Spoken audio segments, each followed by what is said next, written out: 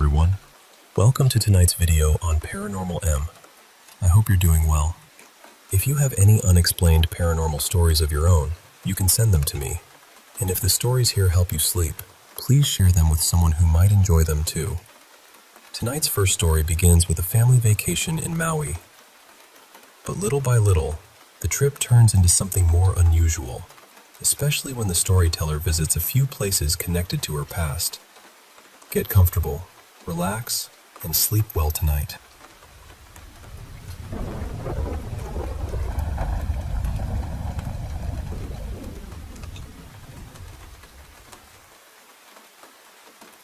It's been a few years now since this happened, and I still don't really know how to talk about it without getting goosebumps. I went back to Maui in April of 2022 for my 40th birthday. My husband surprised me with a family trip, and somehow there were 16 of us all together, staying at the Grand Wailea. I know that sounds fancy, and it was, but for me, Maui wasn't about the resort. Maui had been home once. It was where I had worked, where I had loved, where I had lost people, and where pieces of my spirit had been scattered like little shells along the shoreline. My grandmother had lived in Kihei when I was growing up, so visiting her meant getting to visit Maui. She passed away on April 26th, 2 days after my birthday. That date matters. I didn't know how much it mattered until everything unfolded. The whole trip, I kept feeling this ache in my chest. I missed the island badly. The trees, the air, the people, the feeling that the land itself knew your name. My husband could tell I needed to get away from the resort for a while, so the day after my birthday, my friend who still lived on island picked me up with another friend, and we went to Ingao Valley. Before we went, my brother had told me, "You need to get in the water and make 3 wishes." He was strangely serious about it. I had hurt my knee a couple days earlier going down the pool slides with my little girl, but I didn't care. Swollen knee or not, I was going. When we got there, I prayed for my grandmother in the Portuguese garden, and then we hiked up toward the needle. My friend knew where to go, so we left the regular tourist trail and found a quiet place facing it directly. I had brought a piece of moldavite with me, this little green stone that honestly looked like something out of a legend. I sat there alone for a few minutes, holding it, trying to connect with my dad and my grandmother, both of whom had passed. I just wanted to feel them. I wanted a message, a sign, anything. And then I heard it, clear as day inside me. Go bathe in the warrior water. I had no idea what that meant. We climbed down to the stream, and because of my knee, I basically had to crab walk down the rocks, which was not graceful at all. But when we reached the water, it felt sacred. There was a prayer written nearby in Hawaiian and English, and I asked my friends to read it over me while I dunked myself. The moment I went under, it felt electric. Not cold, not just water, energy. When I came back up, my knee didn't hurt anymore. I felt lighter, younger, almost brand new. My friend said, "You basically just gave yourself a Hawaiian baptism." And that stayed with me, because my birthday had been the day before. After that, I felt pulled to go to the Buddhist temple in Paia. I heard another message in my head, "Ring the bell for Dad." So I did. I went in, prayed, rang the bell 3 times, and waited outside for my friends to pick me up. While I was standing there, I read a plaque I had somehow never noticed before. It said the temple had been blessed by the Dalai Lama on April 24th, 2007. April 24th is my birthday. At that point, the whole day felt like a spiritual scavenger hunt, and Maui was leaving clues. The next day, April 26th, was our last day on the island. It was also the anniversary of my grandmother's passing. We were having lunch at Bistro Molokini before heading to the airport, and our server asked how my hike had gone. I told her everything. When I mentioned the phrase, warrior water, she stopped and looked at me. "What did you call it?" I repeated it. She told me that only true locals called it that. Then I showed her pictures of where I had gone into the stream, and her face changed again. She said the tree near that spot was where baby warriors were once taken the day after they were born to be blessed. That shook me. Then I showed her 2 stones I had picked up. One looked like the Iao needle, and one looked like a heart. I already knew I shouldn't take them home, so I told her I wanted to bless them and return them to the water near the chapel on the resort grounds. She smiled and said that was good. On my way to the chapel, I ran into a local friend and asked him what I should say to bless the stones. He told me, "Mahalo ke akua." So I started repeating it over and over because I didn't want to forget. Mahalo ke akua. Mahalo ke akua. Mahalo ke akua. My friend also told me the chapel doors were usually locked.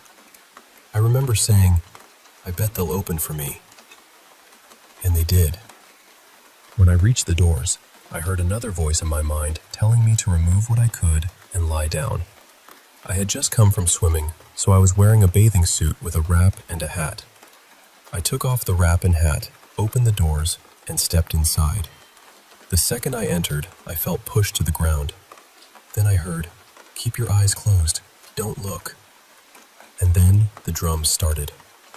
They were loud, deep, heavy, not like music from a speaker. They were inside my bones. I could feel every beat through my body. I was lying there on the floor of this chapel, eyes squeezed shut, shaking so hard I couldn't move. My skin felt like it was burning. I heard chanting underneath the drums, low and steady. I thought I was losing my mind. I didn't know anything about the night marchers then. I had lived on Maui, visited Maui my whole life, and somehow nobody had ever told me what to do if you encountered them. Eventually, I couldn't stay down anymore. I gathered every bit of strength I had, stood up, lifted my arms with the stones in my hands, and yelled, "Mahalo ke akua!" The chapel filled with gold light. I walked toward the altar, crying, still hearing the drums and chants. When I reached the steps, I was thrown down again. My arms stretched out, my eyes still closed, and the pain came back, sharp and stinging, all over me. And then, suddenly, it stopped. Just like that. The pain became warmth. The fear became peace. It felt like the biggest hug I had ever been given. And I knew that hug. It was my grandmother. On the anniversary of the day she died, I felt her with me. I could hear her. I could feel her. The chapel went quiet and bright, and for a moment, it was like the whole world was holding its breath. When I could finally stand, I left the chapel. Before walking away, I turned back, knelt on one knee with my fist to the ground and my head bowed. I had never done that before. I just knew I was supposed to. Then I returned the stones to the water. When I got back to the restaurant, I was pale. Our server asked how it went, and I said, "What is going on with that chapel?" I told her about the drums, the chanting, the fire, the pain, the gold light. Her eyes got huge, and very quietly she said, "You just met the night marchers." I didn't even know what that meant, so I started searching and reading. I learned about showing respect, keeping your eyes down, lying still, and how if one of your ancestors is among them, they can claim you and protect you.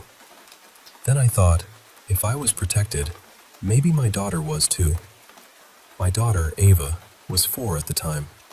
I took her by the hand and asked if she wanted to go pray in the chapel before we left for the airport. She said yes. We were still outside, maybe 20 feet from the doors, when she suddenly knelt down exactly the way I had knelt before. One knee down, fist to the ground, head bowed. She had not seen me do that. I took a picture because I couldn't believe it. When we went inside, I stayed near the back and let her walk ahead. As soon as she entered, she started bowing, over and over, moving toward the altar with her arms rising and falling. When she reached the front, she bowed again, stayed there for a little while, and then came running back to me. She hugged me hard and looked at me with enormous eyes. Then she said, "Mommy, you make fire out of rocks." And after that, she said something I will never forget. "They want you to know thank you for coming to the real Maui." I didn't know what to do with that. I still don't. We left the chapel and went to meet my husband and son near the front of the hotel, where the airport shuttle was waiting. While we stood there, my daughter pointed at the statue in the roundabout and shouted, "Look, Mommy, it's a night marcher." The bellman just stared at me. On the shuttle, I tried to act normal, but inside I was spinning. I made small talk with the driver and asked about a gated grassy road I had been curious about all week.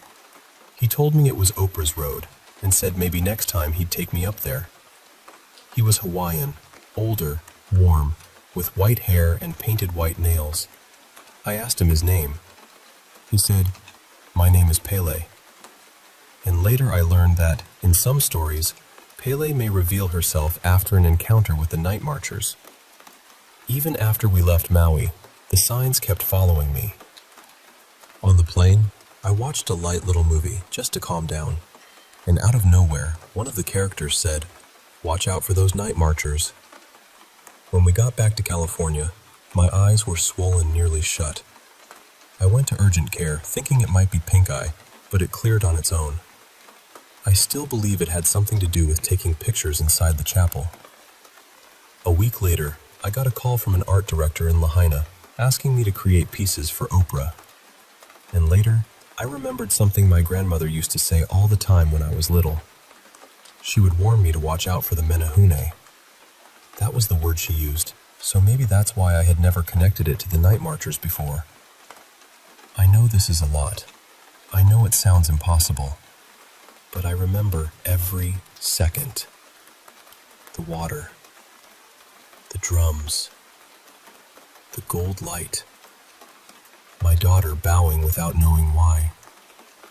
The warmth of my grandmother's spirit. And more than anything, I remember the feeling that Maui had not just let me visit.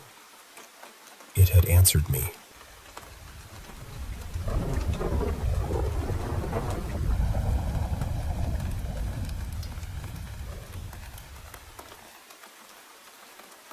I've been to a lot of psychics over the years. More than I can even comfortably admit, honestly. I think it was because there was this one person I couldn't get out of my mind, and a part of me kept hoping someone would tell me something that felt real. And you know, I had all kinds of readings. Some were terrible, some were decent, some felt like they were just throwing words into the air and hoping I'd catch one. But out of more than 50 readings, maybe 4 actually stayed with me. There was one woman I saw twice. The first time was in person, and she picked up on so much about me. She picked up on this man I'd been thinking about too, in a way that honestly caught me off guard. I tried to go back to her about a month later, but she turned me away right there in person. Not rudely, exactly. More like she just knew I wasn't supposed to get another reading yet. Then, a couple of months later, I called her. She didn't even see me face to face that time. She only had my first name and my date of birth, and somehow she picked up exactly where she had left off. Like she had opened the same book to the same page. A few weeks after that, I called her again, and before I could really say much, she said, "Have you had a reading recently?" I told her yes, and she said, "Then you need to wait." That stayed with me. Later on, I went to a psychic fair with my mom, and one of the women there, someone I had seen maybe 3 or 4 weeks before, looked at me and suddenly said, "You're the one with the beautiful aura." I just froze for a second. Then she said, "Your name is Ava, right?" And I said yes. Then she said, "You're the one thinking about the man from a few years ago?" That part was a little off. It wasn't a few years. It was closer to 10. But still, I couldn't believe she remembered me at all. I asked her how many readings she usually does in a month, and she said around 70 or 80. So either she remembered me out of all those people, or she really was picking up on something again. Either way, it felt strange in that quiet, electric kind of way. Then I wanted to see what she would pick up about my mom. My mom asked about her mother, who had passed away. And this reader, who used Egyptian tarot cards, looked at her and said, "You have a brother, and your sister-in-law is not to be trusted. Be careful with her." My mom's face changed immediately, because that was true.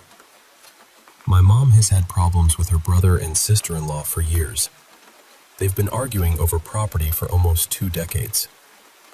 Then the psychic said, "You're planning to travel in September. You'll stay until October, about a month." My mom's eyes got so wide. She had been planning a trip in September, but she hadn't said a word about it. Then my mom asked about some land in our family. The psychic said, "It comes from your father's side. It belongs to you, but you need to be careful with your brother." And again, my mom looked stunned. Her father had owned a lot of land years ago, land that was taken during the communist period. So for this woman to say that, so directly, without fishing or guessing, was honestly hard to brush off. Out of all the psychics I've ever seen, I only remember the names of maybe 5. But this woman, I remember her, because the way she read my mother was so precise. No hesitation, no vague little clouds of maybe. She just said it. And the September travel thing still gets me. The brother, the sister-in-law, the land, all of it. At one point I told her, "You're really good." And she almost looked offended. She said, "Don't say that. It's not me. It's God." That also stayed with me, because she didn't try to sell us anything afterward. No cleansing, no candles, no special rituals, no extra money. Nothing. She just gave the reading. There was another reader once, a man at a little bookstore, who immediately picked up that the person I was asking about was in another country. That was the very first thing he said to me. And this woman at the fair gave me a time frame for when I should reach out to him. But more than anything, I still can't get over the fact that she remembered my name. And my aura. My beautiful aura.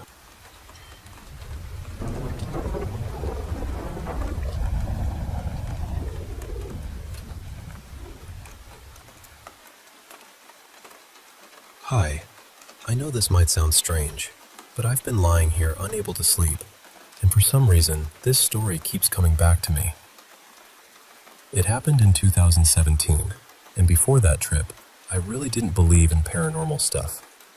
I was the person who always had a practical explanation ready, but after this, I don't know. Something about it changed me. My best friend Mariah and I had gone to Austin for the first time to celebrate our 22nd birthdays. We booked a few nights at the Driscoll, and I'm pretty sure we were staying on the renovated side of the hotel. The first night, I went back to the room alone. I remember opening the door and immediately stopping, because the overhead light was on and the fan was spinning, even though I knew I had turned both of them off before we left. I told myself it was probably just old wiring. That felt reasonable. But then I sat in the room for a couple of hours, and the light kept flickering above me. Eventually I got annoyed, turned it off again, and went into the bathroom. When I came back out, the light was on. That was the first moment where I felt this little cold pinch in my stomach. A few hours later, Mariah came back. We were talking like normal when, right in the middle of our conversation, we heard a woman's voice calling our nicknames. She had this soft accent, and it sounded close, like she was just outside the door. We both froze. Mariah looked at me and said, "Did you hear that?" And I said, "Yeah, it sounds like somebody's calling us." At first we thought maybe it was another girl from our group, but she was staying at a hotel across the street. I opened the door and looked down the hallway, and there was nobody there. No footsteps, no doors closing, nothing. We called our other friend, and she was still out at the bar. The weird thing is, we weren't as scared as we probably should have been. We kind of laughed it off, because what else do you do at that point? The next afternoon, we decided to take a nap. Mariah was lying in bed, giggling a little, and I asked her what was so funny. She told me to stop touching her. I was standing across the room. I told her to stop playing around because I thought she was trying to freak me out. But she said something was touching her thigh. Not brushing against her, touching her. I was still being dismissive, so I told her to relax and go to sleep. Not even 10 minutes later, I got into my own bed. I was wide awake, scrolling on my phone, when I felt the mattress dip beside me. It felt exactly like someone climbing into bed next to you. Then I felt pressure on my legs. Then my thighs. Then my chest. I know people talk about sleep paralysis, but I was not asleep. I was completely awake, phone in hand, staring at the room. I tried to wake Mariah, but she was out cold. So I finally said, out loud, "Hey, get off of us. Let us sleep. We haven't done anything to you, so stop being nasty." And after a few minutes, it stopped. The other friend on the trip told us it was probably psychological. She said old hotels lean into ghost stories, and faulty wiring makes people imagine things. I wanted to believe that, honestly. It would have been easier. But then other things happened. One afternoon, a woman came to our room with a tray of cookies. We thanked her, and Mariah started to ask about the ingredients because she has allergies and always asks about nuts. She also asks everyone their name. That's just who she is. The woman gave a name, smiled, and then she was gone. I mean gone fast. No elevator sound, no stairwell door, nothing. Mariah called the front desk and asked for the employee by name. The person at the desk said nobody by that name worked there, and there was no record of cookies being sent to our room. Then there was the man in the lobby. One night, we'd been out on Dirty Sixth and came back to the hotel late. I was walking toward the lobby bathroom when this man in a full black suit stopped me. He had these old-fashioned mutton chops, like something from a Civil War photograph. For context, I'm black, and the way he spoke to me felt very pointed. He asked where I was going and demanded to see my room key. I told him I was a guest and just needed the restroom, but he got more irritated. I saw the same front desk worker we'd been seeing all weekend and called out, "Hey, can you tell him I'm staying here?" The front desk guy didn't say anything. At that point, I got mad. I told the man hotel lobbies are common areas, and I wasn't showing him anything just to use the bathroom. Mariah started asking if he even worked there, and he claimed he was a manager. Eventually, I just walked away, irritated and tired. The next morning, around 6, we got up to get donuts and decided to ask the front desk about him. Mariah called him the colonel-looking dude, which was honestly accurate. I went right up to the desk and asked the employee, "Why didn't you say anything to that man in the black suit last night? We've been talking to you all weekend and you just let him bother us?" The employee looked genuinely confused. He said, "What are you talking about?" I said, "The manager, the man with the mutton chops." And he told me, "We don't have anyone here who looks like that. I've been here all night." That moment made my whole body go still, because the lobby had all these old photographs on the walls. Men from another time, dressed almost exactly like him. I still don't know what we experienced in that hotel. I just know it didn't feel like a trick, or a misunderstanding, or a spooky story made up for tourists. It felt like something noticed us, and for 3 nights, it made sure we noticed it back.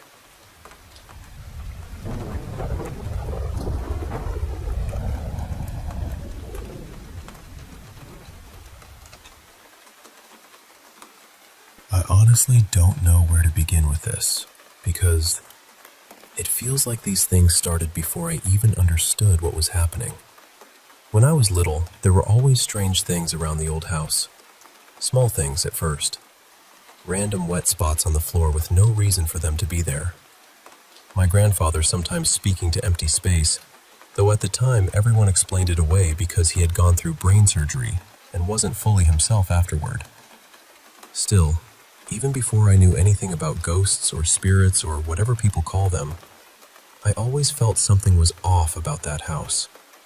It wasn't the house I live in now. This all started in the old one. There was this narrow little hallway between the living room and the kitchen. It wasn't huge, but two people could probably squeeze through it. From the living room, you couldn't really see the kitchen. You could only see the hallway, and then you had to turn right at the end to get there. Near that turn, there was a corner where my mother kept things like buckets and small household stuff. One night, I was sitting with my family watching TV. I was facing the television, but I was sitting in a spot where, if I turned my head, I could see straight down that hallway. For some reason, I looked, and there was a figure standing in that corner. I still don't really know how to describe it. It was just there, facing toward us, maybe staring. I couldn't see its eyes clearly, but it felt like it was looking right into the living room, right at my whole family. After that, my memory gets blurry. I only remember dreaming that it followed me. That dream stayed with me for years. After it happened, I was terrified to go to the bathroom alone. I hated looking toward that hallway at night. I hated that whole part of the house, especially after dark. When I was around 10, we moved into a new house. Compared to the old one, this place felt peaceful. I could breathe there. I didn't even like going back inside the old house after that because it always gave me this heavy, bad feeling. But years later, when I was about 15, something happened again. I had my mother's old phone at the time. The power button didn't work at all, so I couldn't turn the screen on or off with it. I used to double tap the screen to wake it up, and when I wanted it to go off, I had to wait for the timer. I slept alone in my room. My parents' room was next to mine, though not exactly close. Usually, I would close my bedroom door before sleeping. I'd go to my room around 10, scroll on my phone for a while, then try to sleep around 11. I'm not a deep sleeper either. Even small sounds wake me up. That night started like any other night. I used my phone for a bit, put it near the side of my bed, closed my eyes, and tried to sleep. Then I heard snoring. At first, I ignored it. Sometimes at night I heard knocking sounds or footsteps on the stairs, and I usually pretended not to notice because I was too scared to check.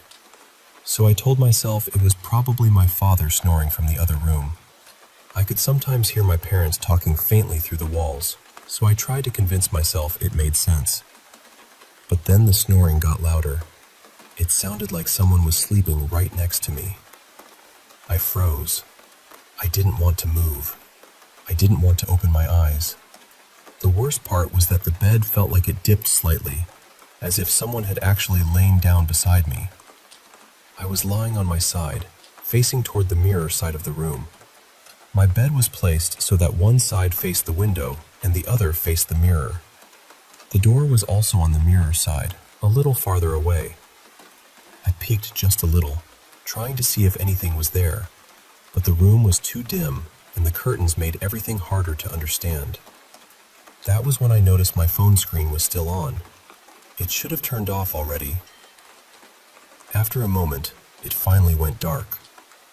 Then it turned on again. It kept doing that. Off, then on. Off, then on. Between the snoring, the feeling on the bed, and the phone lighting up by itself, I couldn't take it anymore. I decided I would run to my parents' room without looking back. I counted to 10 in my head, then ran with everything I had. But when I reached their door, it was locked. I panicked. I knocked like crazy because I didn't know what else to do. I was so scared I could barely think. Finally, they opened the door and asked what happened. For some reason, I couldn't tell them the truth. The words just wouldn't come out. I only said I wanted to sleep with them. My father went into my room to turn off the fan, but he didn't find anything strange. After that, I slept in my parents' room for a few months. I thought maybe it was only happening in my room, but then something happened upstairs while I was sleeping with my mother. My father had night work that day, so it was just me and my mother on the upper floor. My grandparents and my brother were downstairs. My mother had already gone to bed, and I was also getting ready to sleep. At some point, I needed to turn on the light. I don't remember if I was going to the bathroom or doing something else, but I remember walking toward the switch. As I got close to it, I felt like someone was standing right there beside the switchboard. It was the kind of feeling you get when you nearly walk into another person and instinctively shift your body to avoid them. I actually moved sideways like someone was in front of me. Then I turned on the light. No one was there. That didn't scare me as much as the snoring, but it still shook me. My mother got worried and kept saying it was because I didn't believe in God. I'm agnostic, so I didn't really know what to say to that. The hardest part was that nobody else seemed to see anything. It felt like all of it was only happening to me. A few weeks after that, I was chatting with my best friend, Maya, telling her about everything that had been happening. While I was messaging her, I saw a figure pass by my room. It had the same build as my father, so I thought it was him and didn't react much. But later, when I went downstairs, I didn't see him anywhere. I asked my grandmother where he was, and she told me he hadn't come home yet. The next day, my grandfather passed away. His room was directly below mine. Even now, whenever I think about it, I don't know what to make of everything. When I slept in my own bed, it often felt strangely itchy, but other people didn't seem to have that problem. And for some reason, I hate talking about all of this, especially with my parents. I don't know if it was a ghost. I don't know if it was something else. I just know what I felt, what I saw, and how alone it made me feel.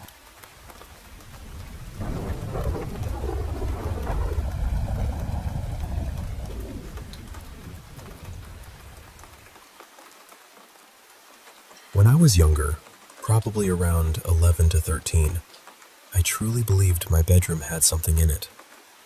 At first, it didn't feel evil. Strange, yes, but not exactly threatening. I remember one night looking toward the top of my wardrobe and seeing this dark shape curled up, almost like a tiny baby. It stayed with me because before I was born, my mom had lost a baby. Later, she told me that sometimes at night she would hear a baby crying, and she'd come check on me and my siblings, but we'd all be fast asleep. After that, though, things started to feel heavier. Most of it happened at night in the beginning. I'd be lying in bed, trying to sleep, and I would feel movement around me, like someone was shifting close by. Once, I felt breath right against my ear. Another night, I heard someone say my name very clearly. Not faintly, not like a dream. It was loud enough that my whole body froze.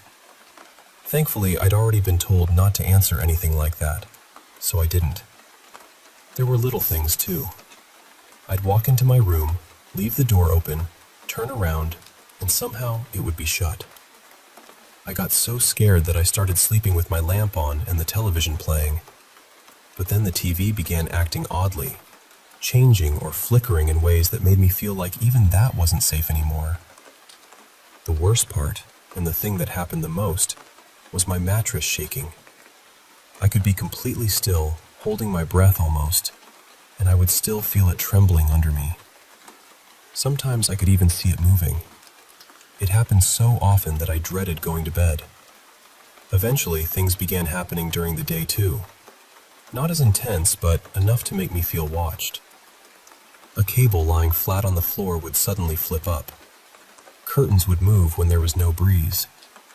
Once, there was loud stomping in the attic, and it wasn't just me who heard it. My dad heard it too, and so did a friend who was over at the time.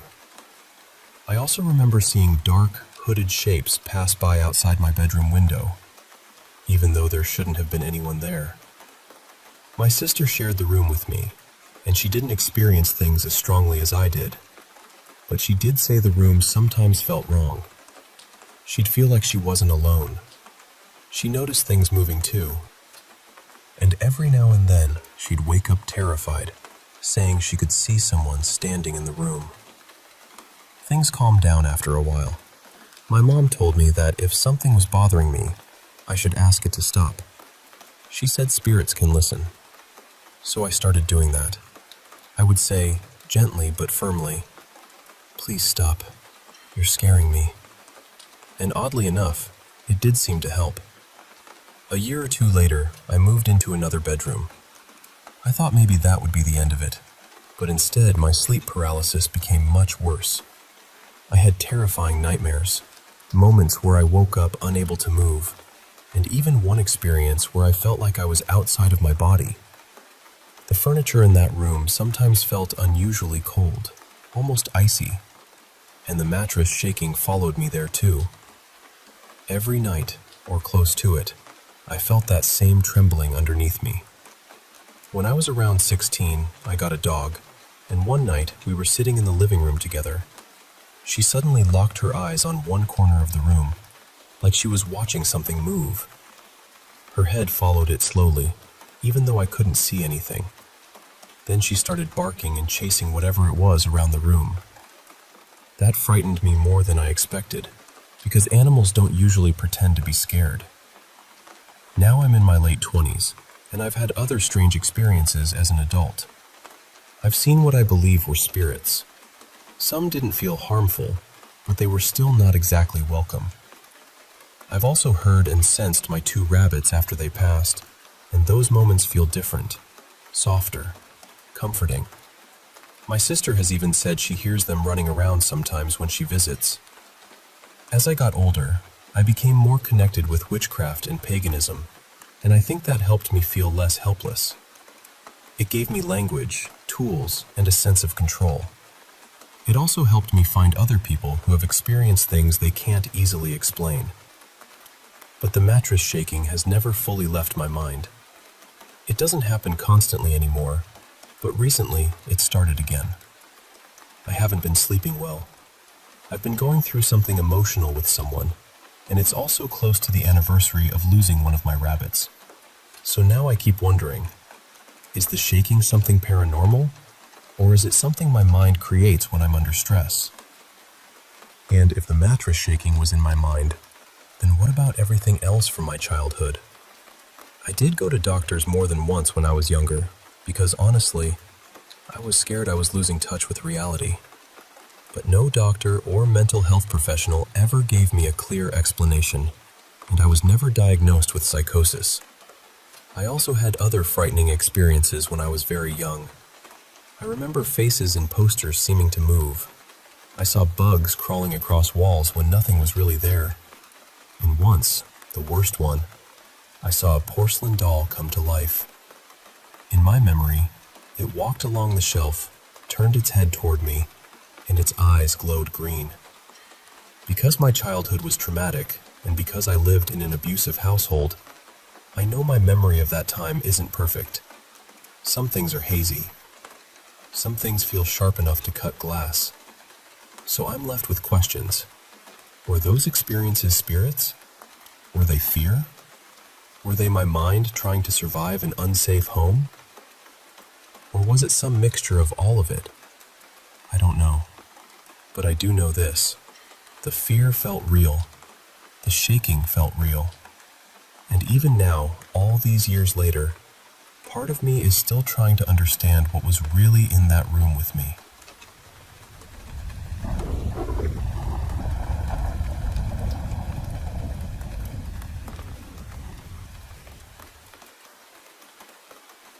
I want to tell you about something that happened when I was really young, and honestly, I still don't know what to make of it. My mom has an older relative, her uncle, who lives out in rural Missouri. Once or twice a year, when I was growing up, my family would make this long drive to visit him. It was about 10 or 11 hours in the car, and we would usually stay at his house for several days. That was just part of my childhood. It happened so regularly that I never really questioned it. This particular memory happened at his house. I'm in my 20s now, but back then I was probably around 6 years old, maybe 7. And I think that matters because my memory of it is strange. It doesn't feel like a clear recording in my head anymore. It feels more like I remember remembering it, if that makes sense. For whatever reason, my mom and I were sleeping in the living room on a pull-out sofa bed instead of one of the spare rooms. I don't think my dad was there on that trip, probably because of work. So it was just me and my mom, lying there in this old, quiet house in the middle of the night. And the house always felt a little creepy to me. Not in a dramatic haunted house way exactly. More like it was full of old furniture, old smells, old shadows. It was kind of secluded too, so at night, it felt like the whole world had gone silent around it. At some point, very early in the morning, maybe around 4, I was lying flat on my back. The house was completely dark. No lamps on, no hallway light, nothing. Then I saw something move into my vision. It was slow. That's the part I still remember most clearly. It didn't jump out at me. It just leaned in, almost like it was looking down at me. It had a long neck, or at least that's how I remember it. Its head was perfectly round, and there were 2 horns coming out from the sides. If it had really been standing there, it would have been on my right side. My mom was sleeping on my left, so she wasn't between me and whatever this was. There was no comfort in that. And I know how that sounds. Horns, dark shape, appearing in the middle of the night. It sounds almost too obvious, like something a frightened kid's mind would invent. That's one reason I've always wondered if it was a nightmare. For years, I thought maybe my eyes had been closed, and I somehow saw it through my eyelids, because I remember it as a dark silhouette against a slightly lighter darkness. But when I really think about it now, I'm not so sure. My eyes might have been open. Then again, why would I have been lying flat on my back at 4 in the morning with my eyes open? I've never really slept that way. I usually sleep on my side. So that's another thing that makes me question it. But then there's the part that still unsettles me. I remember it speaking. Just one word. Hello. That was it. Nothing else. Just a simple, quiet hello. The voice was deep and rough, almost watery, kind of like the voice of Davy Jones from Pirates of the Caribbean. And when I was little, I was terrified of that character. I was also raised in a Christian household, so I had this childhood fear of the devil too. Add that to an old, dark house that already made me nervous, and I can absolutely see how all those fears could have tangled together in my sleep and turned into one awful nightmare. But what makes me hesitate is what happened after. I don't remember waking up. I remember the figure slowly moving out of my field of vision, and then I just lay there. I squeezed my eyes shut and stayed completely still. I was too scared to move. Too scared to wake up my mom. Too scared to even roll over, because I had this horrible feeling that it might still be in the room with us. I stayed like that for what felt like hours, and I remember my body getting uncomfortable from holding the same position for so long. It wasn't sleep paralysis. I've had that a few times, and this didn't feel like that. I could have moved. I just didn't, because I was terrified. That's really all I remember. I've never had much in the way of paranormal experiences, even though I've always believed there's more out there than we understand. I've always been interested in that kind of thing, but this is the one memory I keep coming back to. I don't know if it was a dream, a nightmare, my imagination, or something else entirely. I just know that all these years later, I can still picture that shape leaning over me in the dark, and I can still hear it say, hello.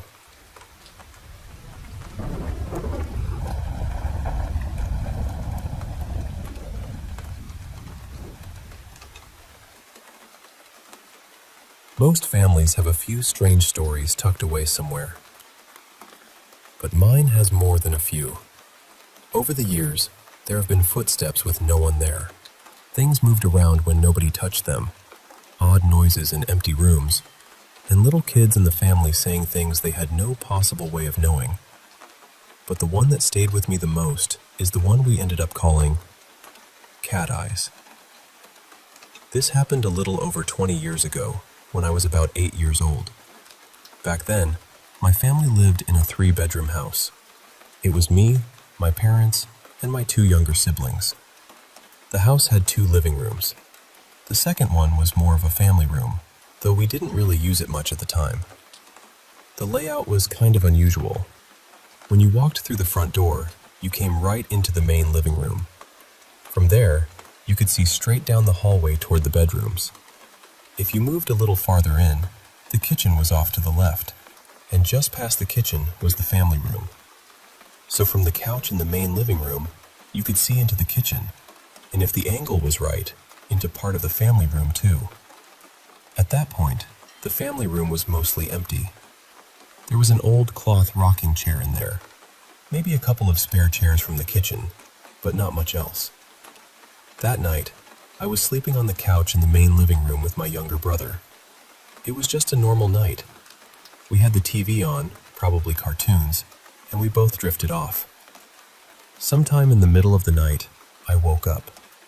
When I was a kid, I had this habit where I'd wake up, go get a drink of milk, and then fall right back asleep.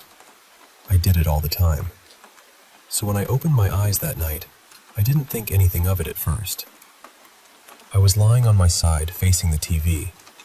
The television was still on, and it was the only light in the house. That bluish flicker was moving across the room, making everything look dim and soft around the edges.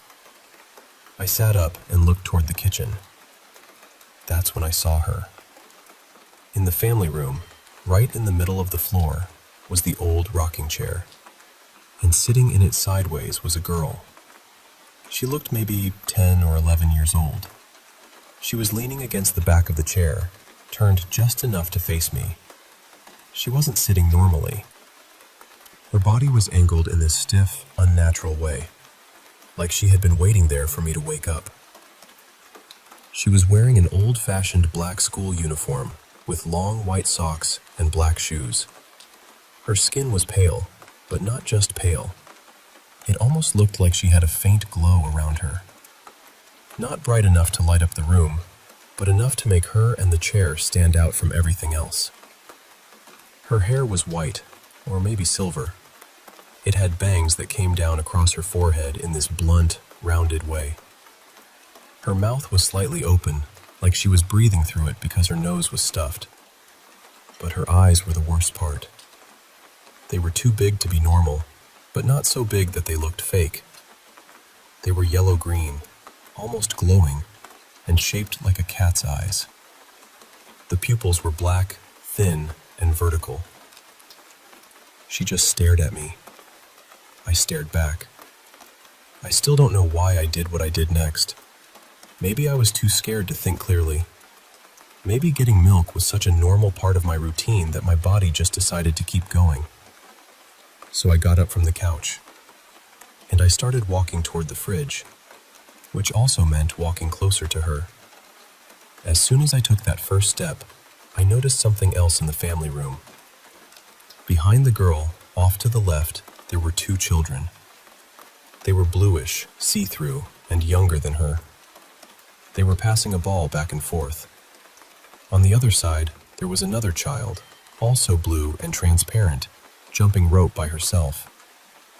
All 3 of them faded out around the knees, like their lower legs just dissolved into nothing.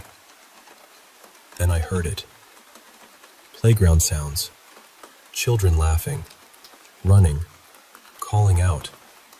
The kind of noise you'd hear at recess when a whole playground is full of kids. But it was happening inside my house.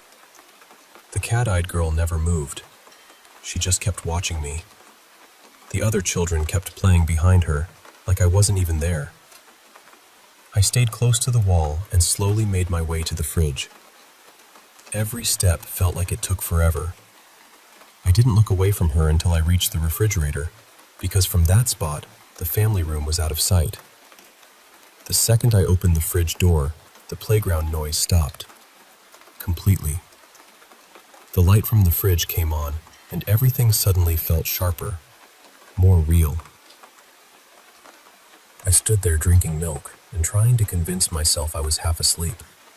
I told myself I was dreaming, or hallucinating, or imagining things because the house was dark and the TV was still on. Then I put the milk back. And when I closed the fridge door, the playground sounds came back, louder than before. I peeked around the corner. They were all still there. The 3 blue children were still playing. The girl was still in the rocking chair, still sideways, still staring at me with those yellow-green cat eyes. She hadn't moved at all. I backed away slowly, all the way to the couch, never taking my eyes off her. When I reached it, I crawled under the blanket, curled up as small as I could, and hid there until I eventually fell asleep. Nothing else happened that night. I don't remember exactly how long it took me to tell my family. Maybe I waited a while. Maybe I tried to pretend it hadn't happened. But eventually, I told them what I saw. And after that, the name Cat Eyes stuck. My family still brings it up sometimes. And all these years later, I still think about that girl in the rocking chair, watching me from the family room.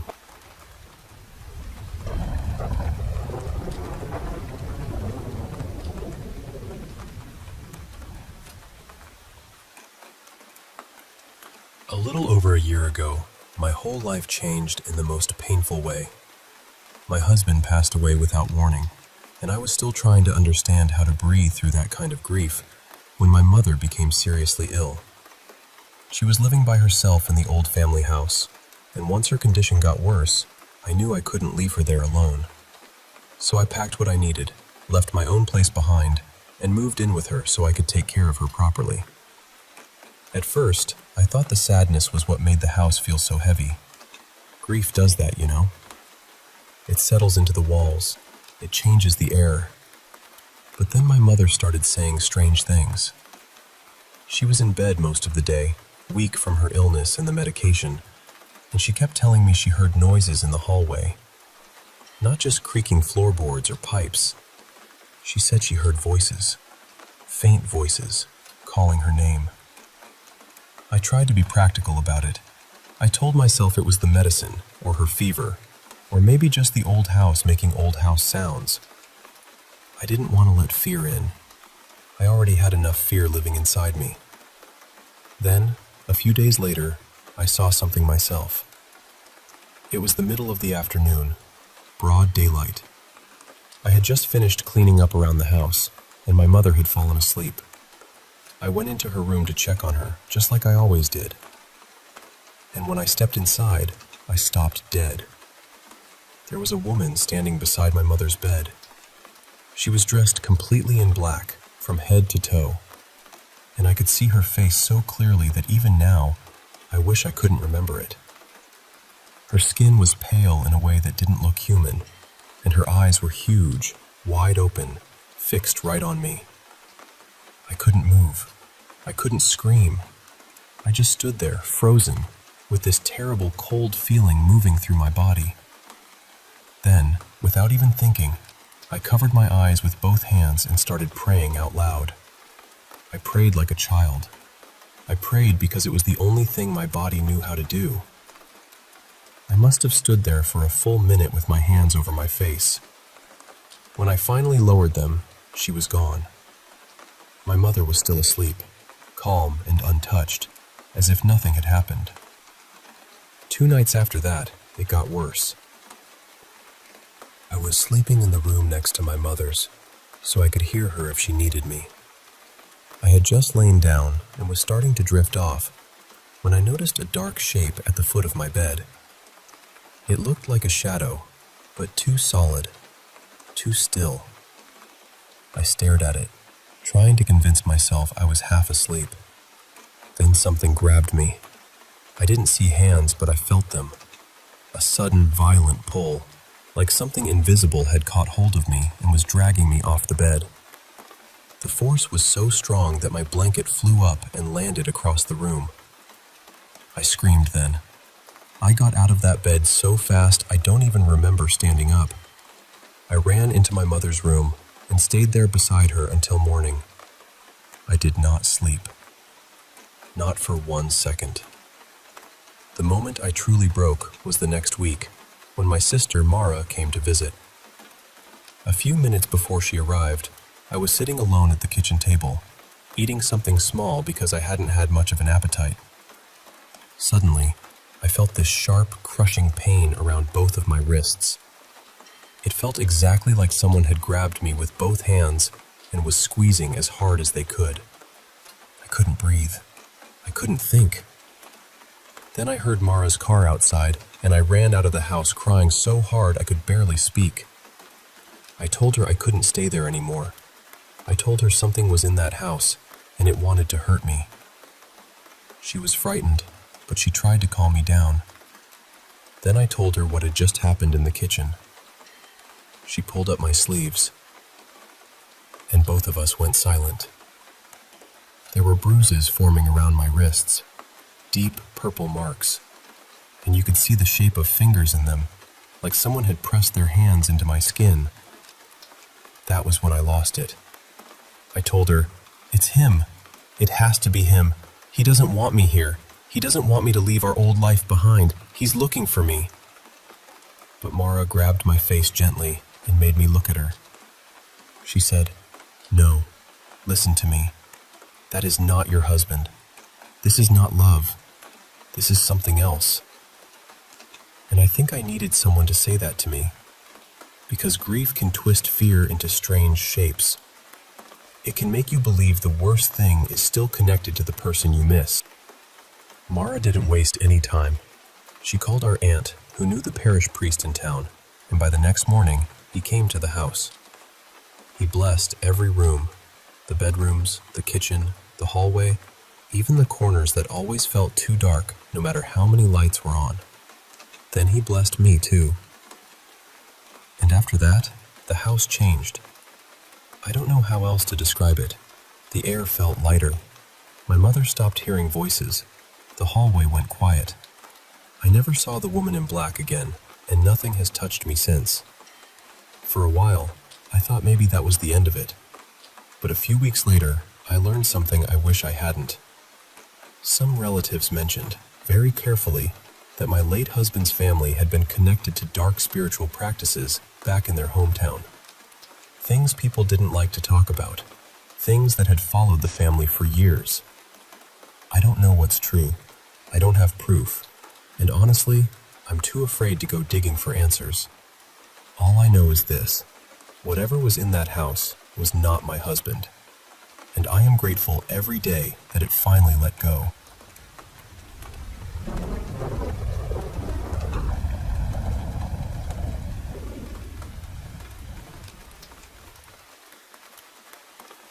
I wanted to share a few experiences that, to me, felt like signs from the afterlife, from my beloved dad.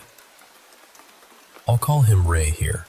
He passed away in December 2025, at just 58 years old. Before losing him, I was honestly a huge skeptic when it came to anything paranormal. I never really believed in signs, messages, or anything like that. But after Ray died, a few things happened that changed the way I see all of it. He had always been so strong, athletic, fit, full of energy, and successful in his work. We all thought he had so many years ahead of him. Then one day, completely out of nowhere, he lost feeling in his left arm and hand. Not long after that, he was diagnosed with brain cancer. The illness changed everything. He became paralyzed, unable to walk, and had to use a wheelchair. Later, it affected his mind too. The tumor caused dementia and hallucinations, and I became one of the people caring for him until the end. It was heartbreaking to witness, but also one of the greatest privileges of my life. I got to be there for him, the way he had always been there for me. Before he died, Ray used to say something very specific to me. He told me that if I ever saw a man wearing a beige hat, and that man lifted the hat to greet me, then I should know it was him sending me a message from the other side. At the time, I would just smile and gently go along with it. I thought it was sweet, but I didn't really believe it. But since his passing, I've seen it happen more than once. Men in beige hats, different kinds too. Caps, flat caps, wide-brimmed hats, even one that looked almost like an old-fashioned fedora. They would catch my eye as I passed them, and then lift their hats slightly, almost like a quiet greeting. That had never happened to me before he died. Not once. And then suddenly, after he was gone, it started happening. There was also a song we shared together. It was Father and Son by Cat Stevens. We listened to it often, and it was played at his funeral. Ray used to tell me that if I ever heard it randomly, I should take it as a sign from him. I live in Hong Kong, and that song is not something you usually hear playing here, especially not in taxis where the radio is usually focused on Chinese music. But over the past year, I've been in several taxis where that exact song suddenly came on. Each time, it felt uncanny. The air would turn cold, even in the middle of Hong Kong heat and humidity. I remember one driver actually mentioning that he had goosebumps too.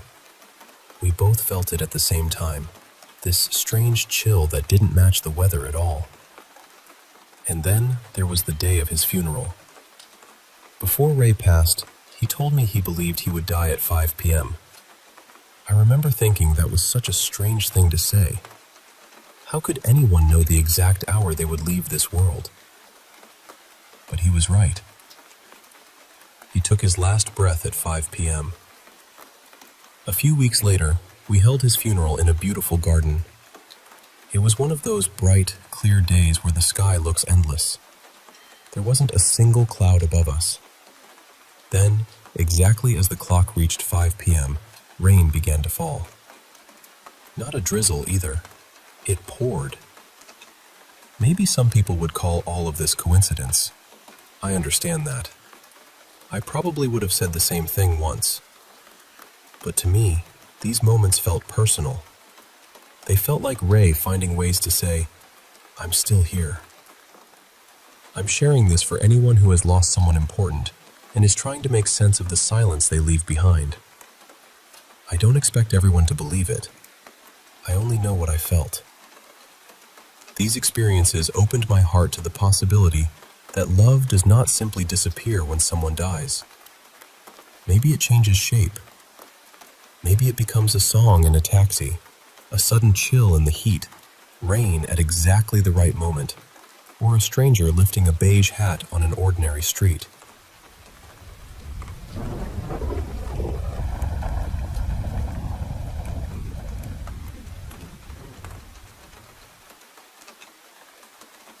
I've been carrying these memories for a long time, and I feel like I need to finally say them out loud. Not because I expect everyone to believe me, but because somewhere out there, I really believe someone else has gone through something like this too. Most of this happened when I was still very young, around 6 to 9 years old. And I know what people usually say when a child tells a story like this. They say it was imagination, or a dream, or the dark playing tricks on the mind. But I knew the difference between make-believe and real life. I knew when I was awake. I knew what fear felt like in my body. And some of these things left marks I could actually see. The first thing I remember happened when I was about 6. I was sleeping beside my mother in our old house, the one near the edge of the village. It was late autumn, close to Halloween, and the room was almost completely dark except for these thin little strips of light coming through the shutters. At some point during the night, I opened my eyes, and in the corner of the room, I saw a shadow. It wasn't vague. It wasn't just a jacket hanging on a chair or some shape my sleepy mind invented. It looked like a person standing there, and then it raised its hand. It waved at me. Not slowly, not like some strange drifting motion from the light. It waved the way someone waves when they know you can see them. I remember whispering, "Mom, is that you?" My mother stirred, half awake, and turned on the lamp. The second the light filled the room, the shadow disappeared. Just gone. No object there, no explanation, nothing in the corner that could have made that shape. My mother told me to go back to sleep, but I didn't. I just lay there staring at that corner, waiting for it to come back. The second experience happened a few years later, when I was around 9. It was Halloween morning, and my mother and I were on a bus heading toward the village. I remember sitting beside her, looking out the window, when I started hearing two people talking behind us. A young man and a woman. Their voices were clear, not muffled, not far away. They sounded like they were sitting right in the seats behind us. But the things they were saying were so strange. The man was talking about belonging to some kind of old vampire order, not in a joking way, not like a kid making up a game. He sounded calm and serious. The woman told him the place where she was staying had something in it, something violent, something like a poltergeist. They spoke as if all of this was normal to them, like they were discussing work or family matters. I sat there frozen, listening. Then, at the end, one of them said something like, "We'll see each other at the next gathering." And right after that, I felt this cold rush go through me. It was sudden, like all the warmth had been pulled out of the air. I turned around immediately. The seats behind us were empty. Completely empty. The bus hadn't stopped. No one had gotten off. There was nowhere for them to go. I looked at my mother, but she hadn't reacted at all. She hadn't heard anything. Not one word. Then there was the night with the scratches. I was sleeping beside my mother again, and I woke up in that heavy, strange way where your body feels slow, but your mind is already terrified. There was another shadow near me. This one wasn't shaped like a person. It didn't have arms or a face or any clear outline. It was darker than the dark around it, almost like a stain moving through the room. And then I felt pain on my neck. Sharp pain. I saw the shadow close to me, and I had the horrible feeling that it was scratching me. I wanted to scream, but I couldn't move. I couldn't even breathe properly. Fear had pinned me down. The next morning, I checked my neck. There were 3 marks there. Not fresh red scratches either. They looked older somehow, like thin, healed scars. But they hadn't been there before. I know they hadn't. And then, by the following day, they were gone. Completely gone. No scabs, no redness, no lines, no trace of anything. The last experience was more recent. I was in my own room, in my own bed, drifting in that space between sleep and waking. Not fully asleep, not fully awake. And suddenly, the room filled with voices. Not one voice, not 2, dozens of them. Maybe more. They were all talking at once, overlapping, rising and falling around me. It sounded like I had been dropped into the middle of a packed market or a crowded train station, except I was still lying in my bedroom. I couldn't make out what they were saying. It was too many voices layered over each other, but the sound was everywhere, close, surrounding me, and there was no one there. I know people will explain these things away. They'll call it sleep paralysis, hypnagogic hallucinations, childhood fear, an overactive imagination. Maybe that makes sense on paper, but I know what I saw. I know what I heard. I know what I felt on my skin. And I keep wondering whether anyone else has seen a shadow that seemed aware of them, a shadow that waved, or heard a full conversation from people who vanished the moment you turned around. Because I don't think I was alone in this. I really don't.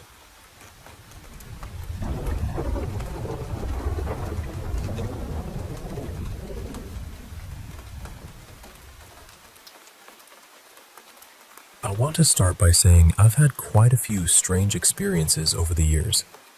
Paranormal encounters, sleep paralysis, things I still don't fully know how to explain. I'll probably talk about those another time, but today, I want to focus on one specific thing that happened to me. To give you a bit of background, the place I lived in was built on old marshland. There had been a village there for generations, but the part I'm talking about was a little newer. Back in the 1930s, a shoemaker from another country came across the area and decided to build there. He opened a shoe factory and built a whole little town around it for the workers. And honestly, it sounded incredible. There were houses designed in the style of his home country, a swimming pool, shops, a cinema, a petrol station, tennis courts, a village hall, and a large hotel. He owned all of it. Over time, the factories closed, the buildings were sold off, and the whole area changed. The hotel was eventually converted into flats, and that's where this story really begins. When I was 17, I moved in with my boyfriend at the time. He was 23, and we moved into one of the flats inside that old hotel. The relationship was awful. He was controlling, cruel, and the whole thing was toxic from beginning to end.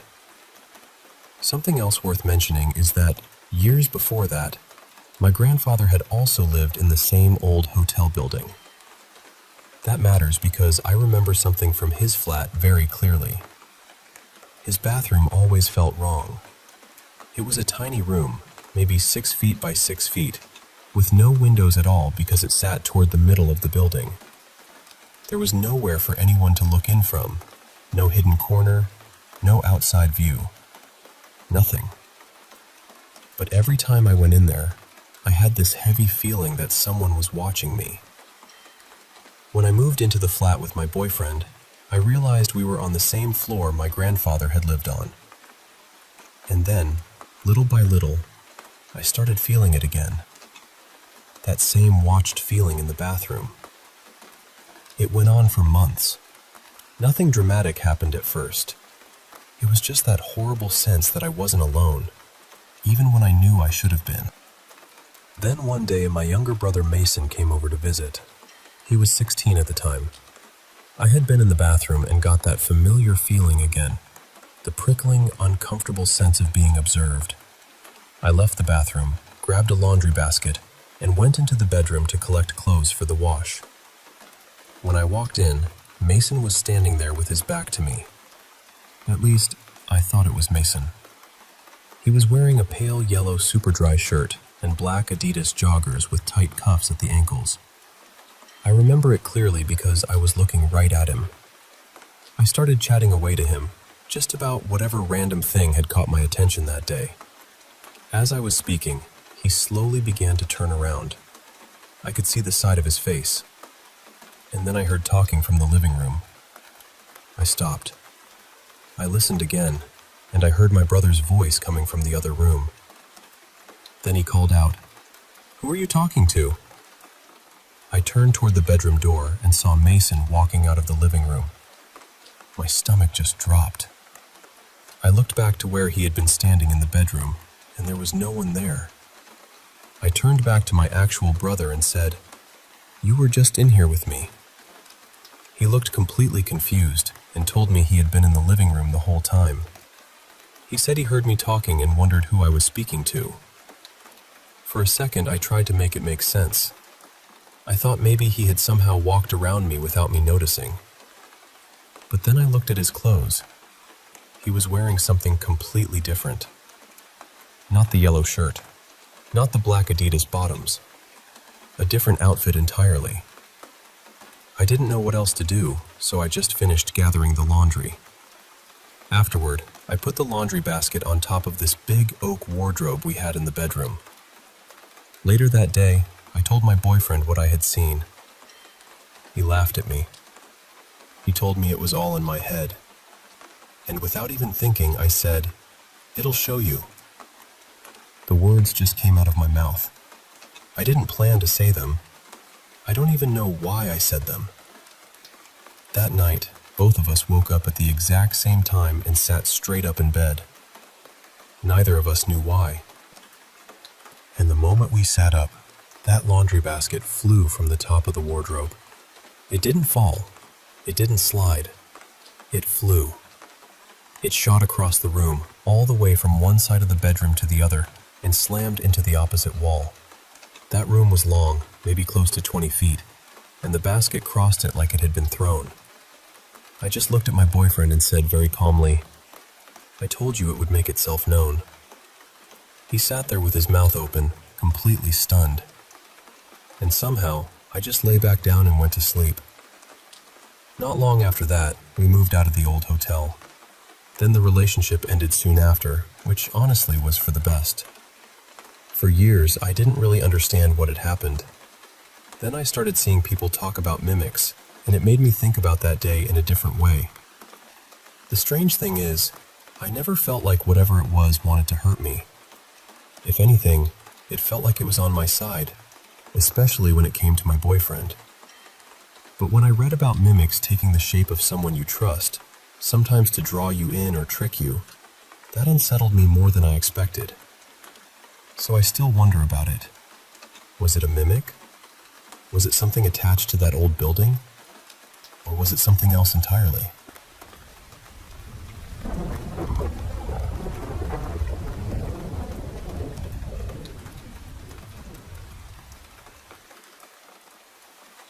It's been a little over a year since everything started. The first thing that happened was a seizure. It was early morning, that gray, half-awake hour where the whole house feels too quiet. I ended up in the hospital, and from that point on, my parents kept trying to get me help. At first, doctors treated it like depression. They called it unspecified, which honestly never sat right with me. I was put on medication, and I really did try to trust the process. I took it the way I was supposed to. I wanted it to help. But instead, I started having these intense, vivid nightmares. Not just bad dreams, but the kind that leave something behind when you wake up. The symptoms didn't ease the way they were supposed to, so eventually, I stopped taking the medication, and after a while, the nightmares finally faded. That was when I started wondering whether the hospital had ever understood what was happening to me at all. Not long after that, I had one dream that felt different from the others. At first, I was in this ordinary-looking space. Nothing strange, nothing threatening. Then suddenly it felt like something outside the dream had forced its way in. The whole space began breaking apart. The best way I can describe it is that my mind crashed, like a computer system failing. Everything around me glitched and collapsed into this harsh blue screen, almost like a blue screen of death. There was this awful mechanical grinding sound too, like machinery dying. Then I saw 3 claw marks slash across everything. After that, the dream went black, except for those marks. They were bright red, blood red. When I woke up, I could still feel them on my back. That was the moment I knew I had to leave that house. My parents didn't agree. They didn't believe anything paranormal was involved. They thought I was overreacting, and whenever I tried to cleanse or smudge my room, my family pushed back against it. I felt trapped, like I was being left exposed to whatever was happening. So I moved out anyway. I went to stay with my fiancé, Evan, and honestly, that was the best decision I could have made. For the first time, I had space to practice my own beliefs without constantly being dismissed or interrupted.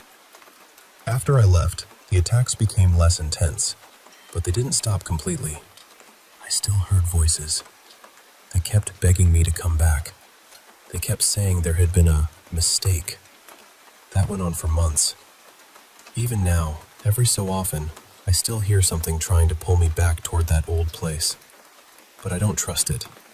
To me, those voices feel like the same spirits that were troubling me there. I believe they're trying to deceive me into returning, so they can get close again. There's another part of this that I should explain. Before the attacks became this severe, my mother had my name bound through a Buddhist Tao Feng Shui medium. I don't think she meant harm. I think she was scared and looking for help wherever she could find it. But I also don't think she checked carefully enough to know whether that person was truly safe or trustworthy. After everything that happened, I started to feel that the medium may have opened the door to something negative without realizing it. After I moved out, I began hearing hostile phrases in Chinese coming from what felt like the other side.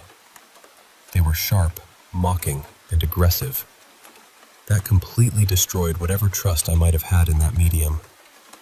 Evan told me I needed to block the person completely, and I did. We handled the unbinding in our own way, through our own practices. But even after that, something else began happening at Evan's place. I started experiencing repeated visits from a spirit that seemed to carry a chainsaw. It sounds ridiculous when I say it out loud, I know. But it didn't feel ridiculous when it happened. The voice sounded female, with a faint southern accent. Almost every time it appeared, I would hear the same thing first, the revving of a chainsaw. Then the spirit would say one or two words, and after that, I would feel the sensation of the running chainsaw being pressed against my body. We put salt lines at every doorway and window in the bedroom. That helped a lot. It didn't erase the problem completely, but it reduced the worst of it. Then today, I heard what sounded like the same spirit asking where its chainsaw had gone. And now I'm left wondering what I'm supposed to do. How do I permanently remove this spirit from our space? And if there are others with it, how do I keep them away too? I know some people might see this as a spiritual issue more than a ghost story. Maybe it's both.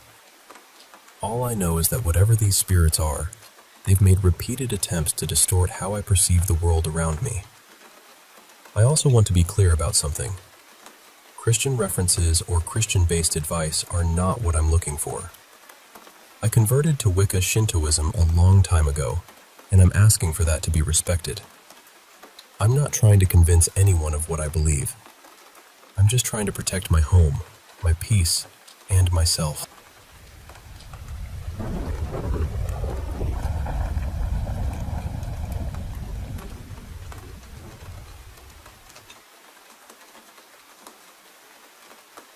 I've told a couple of strange stories before, including the one about the yellow-eyed thing, and the only time I ever saw my granddad look truly afraid. But after this, I think I'm going to step back from telling these for a while, mostly because I don't want people thinking I'm making it all up. This one happened on the night my old best friend and I saw what I can only describe as the faceless runner.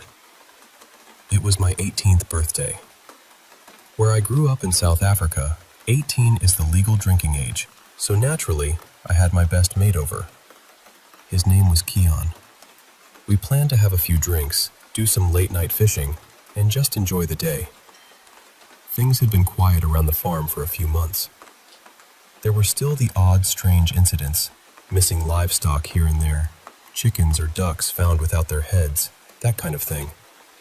A lot of it got blamed on wildcats or meerkats, and honestly, I never really understood all of it. But that night felt different. Maybe the alcohol made everything feel sharper and stranger, but I know what I saw. Earlier that afternoon, around 2, Keon and I went to a pond on a neighboring farm and fished for a few hours. We caught a few different kinds of fish and stayed until just after sunset. Then we headed back home and had a braai with my grandparents. It was a good evening at first. Warm, easy, ordinary. After my grandparents went to bed, Keon and I went to my room and played some Call of Duty. We sat there for hours, just joking around and being lazy. Eventually, our buzz wore off, so we decided to drive to the nearest tavern and get a few more drinks. We got dressed, went outside to my bakkie, climbed in, and I turned the key. Nothing. The engine didn't even want to try. My granddad was a diesel mechanic, so we woke him up and asked him to take a look. He checked everything. Fuel was fine, filters were fine, battery was fine. There was no obvious reason it shouldn't start. Eventually, we gave up and went back inside. That's when the whistling started. At first, it was quiet. Just a few off-key whistles. We thought it was coming from the game, maybe some background sound or dialogue, so we ignored it. Then it got louder and louder, until it sounded like someone was standing right outside my bedroom window. We paused the game. About 2 seconds later, the whistling stopped too. Keon and I looked at each other, and then we went outside to check. You have to understand, farm attacks were something people worried about constantly, so that fear was always sitting somewhere in the back of your mind. We walked around the house, checked the windows, the yard, the ground. Nothing. No footprints, no movement, no sign that anyone had been there. So we went back inside. Almost the moment we started playing again, the whistling came back. But this time, it sounded like it was coming from every window and doorway at once. Now, being the brave 18-year-old men we thought we were, we immediately paused the game, panicked, shouted, and locked ourselves in my bedroom. After a while, we calmed down enough to feel stupid, unlocked the door, and went outside again. We searched everywhere. Still nothing. And that's when I noticed how quiet it was. Not peaceful quiet, not nighttime quiet, dead quiet. No animals, no insects, no breeze, nothing moving anywhere. We stood outside for a bit, had a cigarette to steady ourselves, and then the whistling started again. This time it came from the field about 30 meters from the house. That field had burned a while before, so the grass was only just starting to grow back. It had this soft green layer over the dry brown land, and under the moonlight, it looked almost unreal. I grabbed the big spotlight flashlight from the kitchen, and we started walking toward the sound. And I promise you, I'm not trying to make this sound more dramatic than it was. There was a man standing in the field, not moving, not turning, just standing with his back to us. He was tall, taller than my granddad by at least a full head. He wore an old, ragged sun hat, a faded beige-gray jacket, and dark trousers. And beside him was an animal. It looked like a dog, but not completely. Its legs were too long and too bushy, and the joints looked wrong, like they bent the way they weren't supposed to. Its snout was stretched out and strange, far longer than it should have been. They both just stood there. Keon and I moved closer, slowly. We got within maybe 4 meters.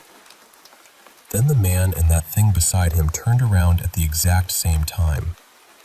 The dog, or whatever it was ugly in a way I can't properly explain. Twisted, misshapen. And the man, we couldn't see his face. It wasn't covered. It wasn't hidden in shadow exactly. It was just like there was nothing there that my eyes could understand. We thought for one brief moment, maybe he was a neighbor. Maybe someone had gotten lost and wandered onto our land. So we kept walking toward him. But when we got about 2 meters away, something strange happened. Every step we took forward, he seemed to take 1 step back. Not quickly, not obviously, but the distance between us stayed the same. We stopped after a few more steps and just stared at him, trying to make out any feature, any detail, anything human. The silence was unbearable.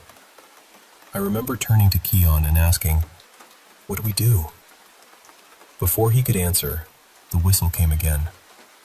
It came from the man, from where his face should have been. That was enough for both of us. We started backing away, keeping our eyes on him. Step by step, slow at first. Then he started walking toward us. Every step we took back, he took 1 forward.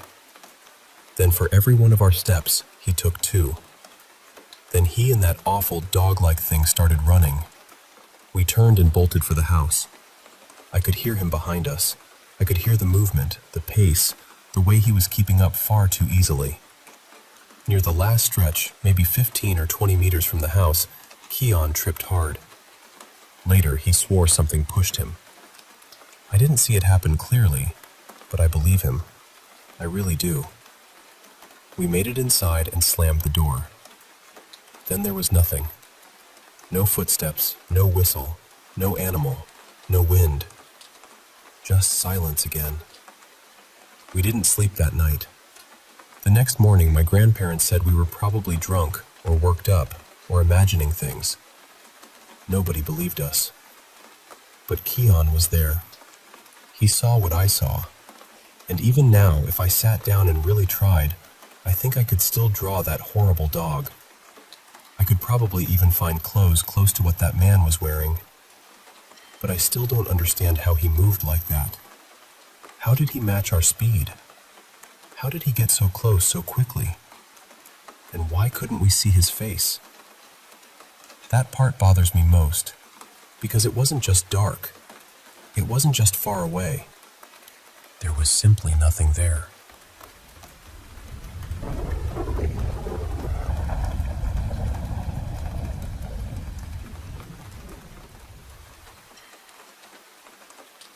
I was little when it first happened, maybe 7 or 8 years old. I remember telling my mom that I had seen a man, a really tall man. I kept saying he was tall, tall. He had his pants pulled up high with a belt, and when my mom asked what else he was wearing, I told her he had a big cross necklace, but it wasn't like a normal necklace. I said it looked like it was made out of sticks. As soon as I said that, my mom started crying. I didn't understand why. My dad scolded me for talking like that, and after that, everything gets blurry in my memory. I don't really remember what happened next. Later on, my sister told me she had to take me outside to play because my mom was crying too much. Years passed. When I was around 12, I woke up in the middle of the night and saw a woman sitting near my niece Mariana's bed. Just for context, I'm the youngest of 7 kids. My older brother is about 20 years older than me, so by then I already had nieces and nephews in the house. At first, I thought the woman was my mom. She was wearing a rebozo that covered most of her face, the way my mom sometimes wore one, especially for church. She had on a white blouse with red and orange details, and a long blue skirt. I remember those colors clearly because I was trying to make sense of what I was seeing. The woman was sitting there holding my niece's feet, and she looked like she was crying. I was used to waking up during the night, so at first I didn't think too much of it. I was tired, and since I thought it was my mom, I just went back to sleep. But then I woke up again. She was still there. This time, I sat up and said, "What do you need?" She didn't turn to look at me. She just kept crying. So I asked, "Is everything okay?" And then she disappeared. The moment she vanished, I felt this strange warmth pass through me, followed right away by an ice-cold chill. It felt like my blood pressure dropped all at once. I started sweating cold. I had never felt anything like that in my life. I pulled the blanket over my face and started praying. I don't know how long I stayed like that, but eventually I heard my mom and my sister-in-law waking up to make lunch for my dad and my brother. I listened carefully until I recognized their voices. Only then did I feel brave enough to come out. I was still sweating when I walked into the kitchen. I told my mom, there was a lady sitting by Mariana's bed, and I started crying. My sister-in-law grabbed my hand and asked me what the woman looked like. I told her everything I remembered. The rebozo, the blouse, the colors, the long blue skirt. Then she started crying too, but not softly. It was frantic, like I had said something impossible. That scared me, so I went back to the room. My niece woke up and asked what happened, and I just told her I'd had a nightmare. She went back to sleep. A little later, my brother came in and told me I needed to stop telling people about my dreams. He said I should only talk about them when I was alone with him or with my older sister. I still don't really know why he said that. Later, I found out my sister-in-law's mother had passed away that same afternoon.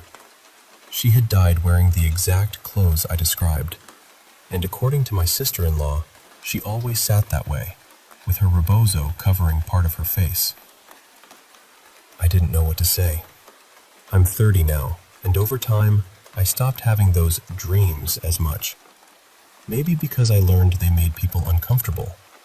Maybe because I was tired of causing problems without meaning to. But I still get feelings about places and people. Sometimes I just know when something doesn't feel right. I also tend to associate people with colors, and even though I'm very social, I often get headaches around others. Sometimes I feel this sudden need to cry for someone else, even when I don't understand why. My sister told me recently that when I was younger, I used to see people all the time. People no one else could see.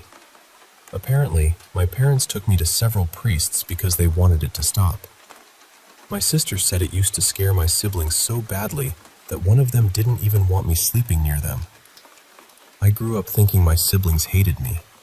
I thought they couldn't stand being around me.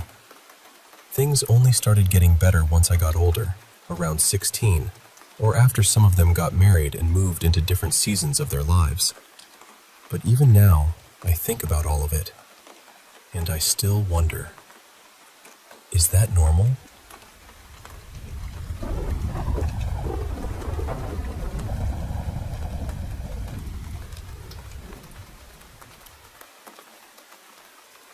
I was in that strange, in-between season of life, not quite a kid anymore, and not fully sure who I was becoming. So I moved in with my grandparents out in the country. Their place had this huge backyard, a swimming pool, and power lines not too far off. People who study hauntings always seem to care about details like that, so I remember them clearly. What I want you to understand is that living with something haunting a house is nothing like those ghost shows people love to watch. It is not exciting. It is not fun. You do not get to pack up your gear and leave when it gets too intense. You are already home. You are trying to sleep, or make coffee, or just get through another ordinary day, and then something happens that should not happen, and you are left sitting there trying to make sense of it. Most of it happened when everyone else was asleep, which somehow made it lonelier. I was always a night owl, and after a while I noticed that almost every night, right around 2:20 in the morning, I would hear footsteps in the hallway outside my room. Not random creaks, not the house settling. Real, measured footsteps, like someone pacing slowly back and forth on the carpet. Then came the knocking. First on my bedroom door, then along the wall by the closets, as if whatever it was wanted me to know exactly where it was.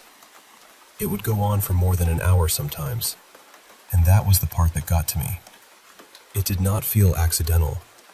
It felt deliberate. My family mostly explained everything away. They always had some reason. A noise was old pipes. A sound was the house shifting. A feeling was nerves. And I get it, honestly. People want the world to stay sensible.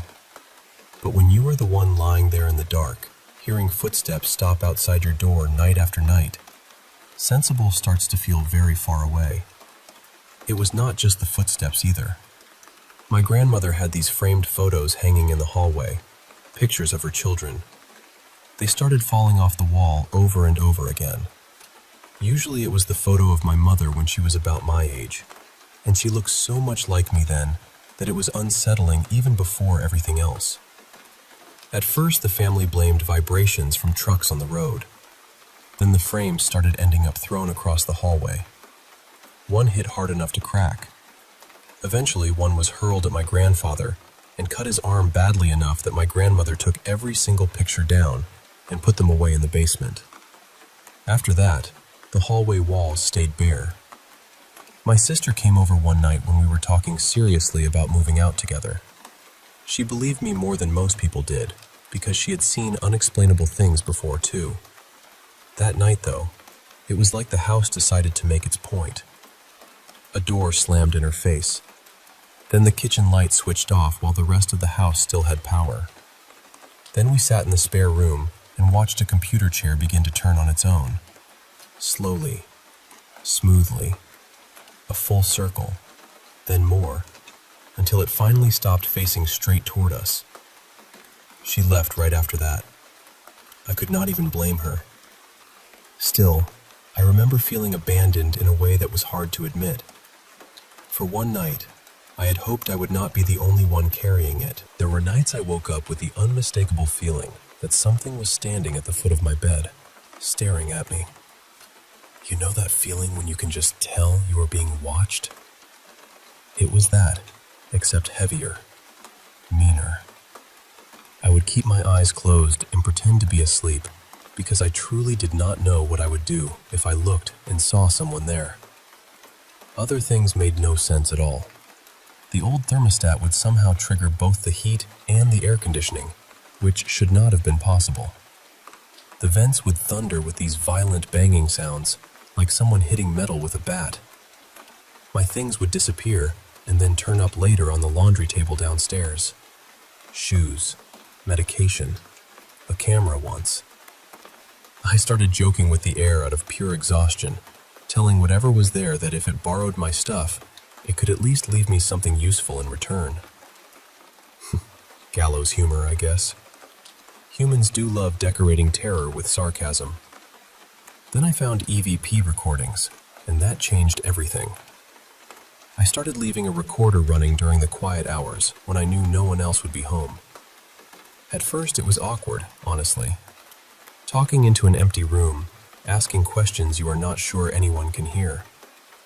But over time, voices started appearing in the recordings. Some were kind, surprisingly kind.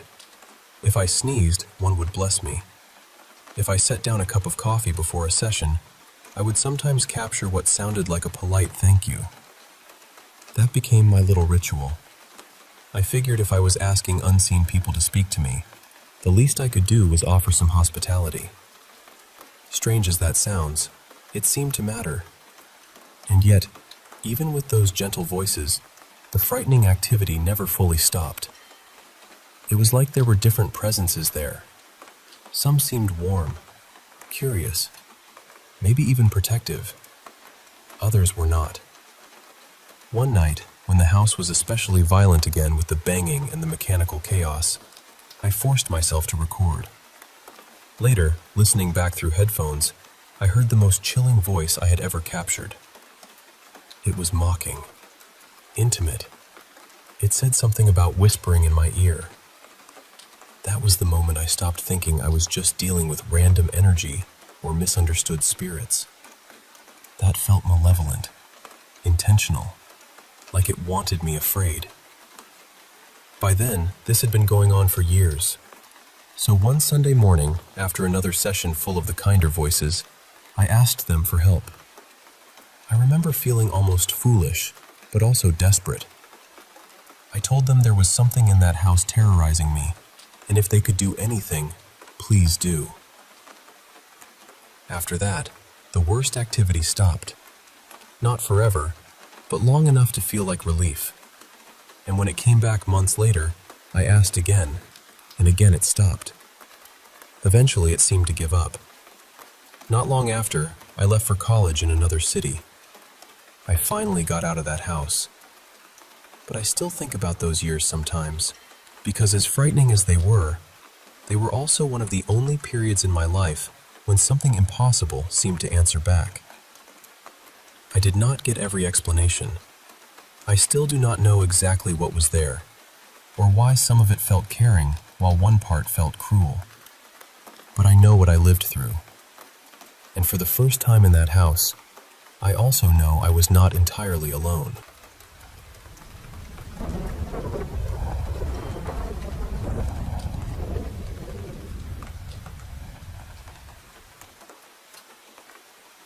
I need to tell you something that's been weighing on me for a long time, and I still don't fully know what to make of it. A few years back, my family bought a rental property. At the rear of the lot, there was a small house where the previous owner, a man named Wayne, had been living before he passed away suddenly at 64. His relatives sold us the whole property not long after, and when we got it, almost all of his belongings were still there, like he had just stepped out and never come back. So, little by little, we started going through everything. We kept some things, planned to donate or sell others, and tried to make sense of this whole life that had been left behind. Wayne had this incredible collection of vintage stuff. His kitchen looked like something out of an old diner, with a booth instead of a regular table, retro wall signs, old music machines, and all kinds of carefully matched decor. It was charming, honestly. But mixed in with all that were a few things that felt off. The strangest one was this clock that ran backward. About a year after we bought the place, we found someone willing to move into the house as it was and help us clear out and sell what was left. But only a few months after moving in, he also died unexpectedly in that same house. After that, no one else ever moved in. We just kept clearing it out ourselves, slowly carrying more and more of Wayne's things back to my parents' house. I lived about half an hour away at the time, so I'd come by now and then to visit or house sit. And not long after my parents started bringing more of those things into their home, I started feeling uneasy there. I kept trying to brush it off, telling myself I was being dramatic, but the feeling never really left. It was like the air in the house had changed. By then, the rental house had been sitting empty for about a year, and that's when everything seemed to get worse. My mom had 2 pet birds and a cat. The birds were young and healthy, but they both died suddenly within days of each other. Then, not long after that, our cat passed too. He was older, sure, but it still felt abrupt. And then, only a few weeks later, my mom died unexpectedly in our family home, not in the rental house, but in our own home. That alone would have been enough to shake anyone. But there was more. My mom ran a business out of the house, and one of her employees worked with her there regularly. About a week after my mom passed, that employee also died unexpectedly in her sleep. Then after my mom's funeral, we started finding dead opossums in the backyard, several of them. At that point, it stopped feeling like a string of unrelated tragedies and started feeling like something darker was attached to us. My dad and I couldn't help connecting the dots.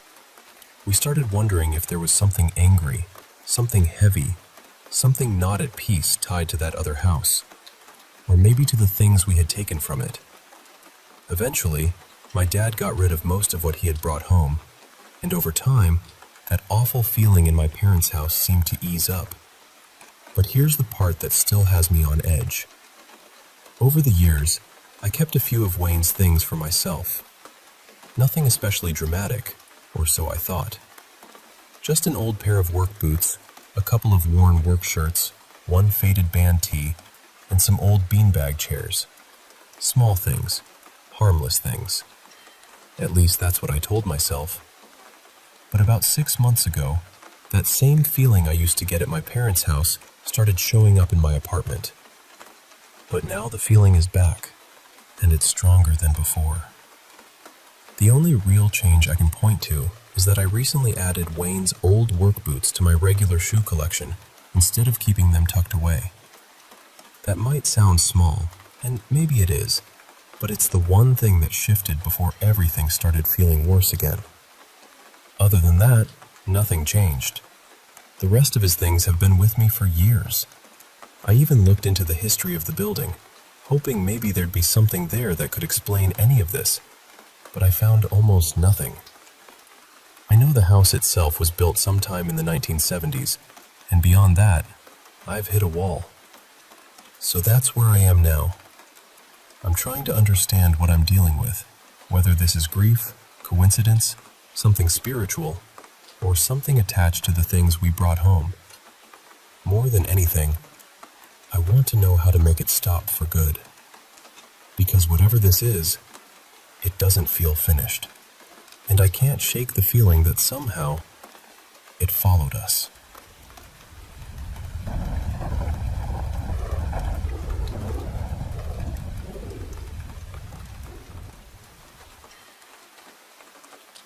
So I need to tell you about what's been happening, because honestly, I'm exhausted and a little shaken.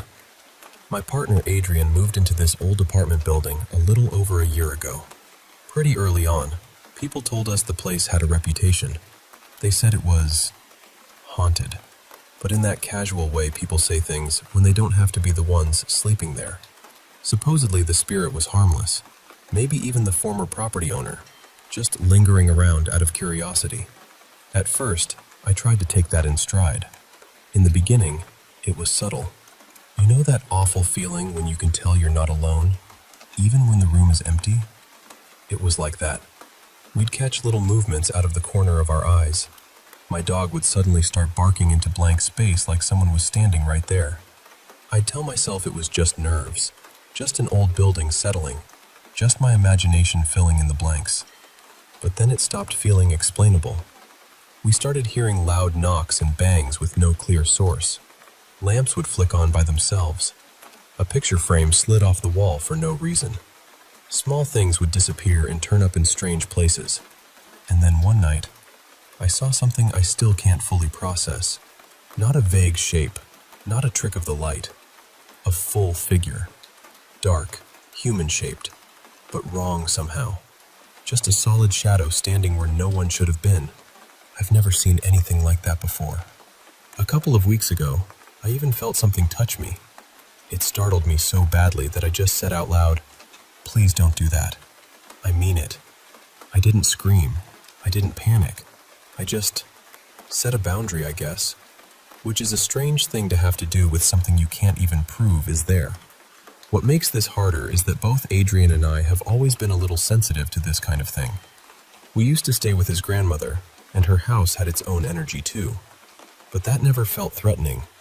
Strange, yes. Heavy sometimes. But not cruel. Not invasive. This place feels different. At one point, a friend of mine came by. She's also sensitive, and the second she stepped inside, she got quiet. Later she said, "There are several of them here. They like staying out of sight." Then she refused to explain what she meant. So that was comforting in the least helpful way possible. Eventually we talked more with Adrian's roommate, and that opened a whole other door I really wish had stayed shut. He collects haunted objects. Not one or two odd antiques. I mean a whole collection. Items with stories attached to them. Things people believed carried spirits or energy. Suddenly, a lot of the tension in that apartment started making more sense. His roommate also has intense mood swings, and at first I figured that was tied to his mental health and drinking. But lately Adrian has started changing too, especially after the roommate has been gone for a few days. That's what scares me. It feels like whatever is in that apartment doesn't just stay in the background. It presses on people. It lingers. It affects the whole atmosphere until you can hardly breathe in there. And tonight was the moment where it all really tipped over for me. Adrian had been home alone all day, sick with a bad cold, totally congested, barely able to smell anything. When his roommate got home, he immediately asked if Adrian had left the gas stove on. Adrian told him no, because he hadn't touched it once. Not all day. And this is not the first time this has happened. That's the part I can't shake.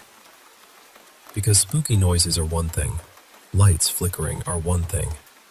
But this felt dangerous. Real world dangerous.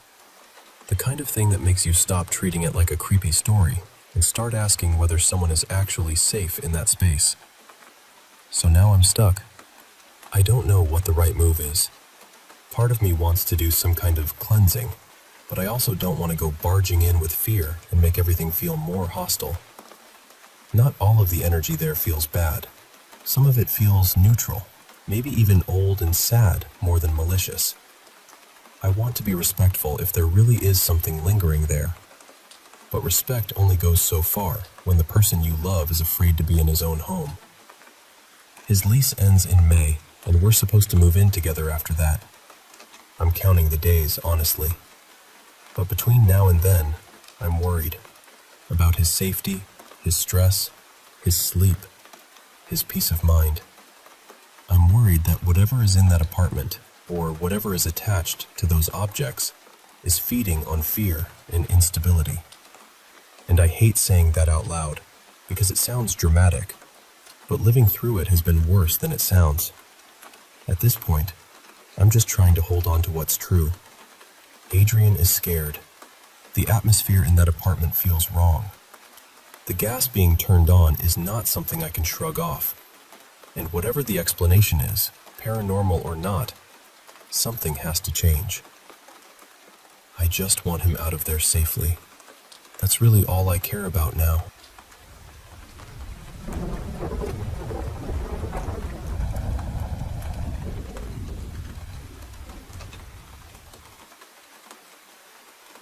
I want to tell you about something that happened to me that still gives me chills when I think about it. Back in college, I was in a deeply unhealthy relationship with a man who was much older than me. There was a big power imbalance in more ways than one, and at the time, I didn't fully understand just how damaging it all was. He was married, though supposedly separated, and the whole situation eventually collapsed in a spectacular mess. After everything came out, he more or less disappeared from town, and after I graduated, I moved away and never spoke to him again. That was nearly a decade ago. I'll call him Stefan. And my closest friend from those years, the one who stood by me through all of it, I'll call Maya. She matters later. For the last 5 years, I've been living with my wonderful, very age-appropriate partner in a tiny apartment. Recently, while we were doing a big kitchen clean-out, I found something in the back of a cabinet among old glasses and random stuff we never use. It was a glass from Stefan's wedding. It had his last name on it, along with the year he got married. And the moment I saw it, my whole body just reacted. I felt sick, shaky, completely thrown. Because I had absolutely no idea how that glass ended up in my home. As far as I can tell, there are only a few possibilities. Either he gave it to me at some point, or I took it from his place at some point. But honestly, both of those feel almost impossible. Why would I want a keepsake tied to his marriage? Why would he hand me something like that? And if it had been mine all these years, how did I carry it through move after move after move without ever once noticing it or remembering it? The last possibility felt both absurd and somehow the most believable. My apartment had come partially furnished when we moved in, and the kitchen already had a bunch of leftover stuff in it. I also know Stefan had some connection to this city. I think family, maybe. So suddenly I was staring at this object and wondering whether he had lived in this very place before me. That thought unsettled me more than I can explain. I showed Maya a picture of the glass, and she immediately said, "You need to get rid of it." She was right, but for some reason, I didn't want to do it alone. So I left it alone for a while. Just let it sit there, which is such a human thing to do with something eerie and emotionally loaded. Pretend it doesn't exist and hope your nervous system files no complaint. Then, about a month and a half later, Maya came to visit me in early February. While she was here, I told her I was finally ready. We put the glass in a thick paper bag, carried it down to the garbage area, and each took a turn smashing it. Then we threw it out for good. And I can't really explain this part without sounding dramatic, but the second it was gone, I felt lighter. Not in some huge theatrical way, just clearer, looser, like something stale had finally left the room. We burned a little incense afterward, just to mark the moment, and went back upstairs feeling strangely calm. The thing is, for the past few years, I felt stuck in my life. Trapped, almost. My partner and I have been crammed into this tiny, cluttered apartment, trying to stay afloat, trying to make plans for a better future. And it's felt like this low, gray heaviness has followed me around for a long time. Now, rationally, I know the apartment was too small and frustrating whether that glass existed or not. We had already outgrown it. We were already hoping for change. But still, I can't ignore the timing. I can't ignore the weirdness of finding that object, not knowing how it got there, and then feeling something shift after finally destroying it. Maybe it means nothing. Maybe it was coincidence. Maybe it was just one of those deeply symbolic moments where your outer life catches up with something your inner life has needed for years. But whatever it was, It felt real to me. And honestly, I think sometimes that matters just as much.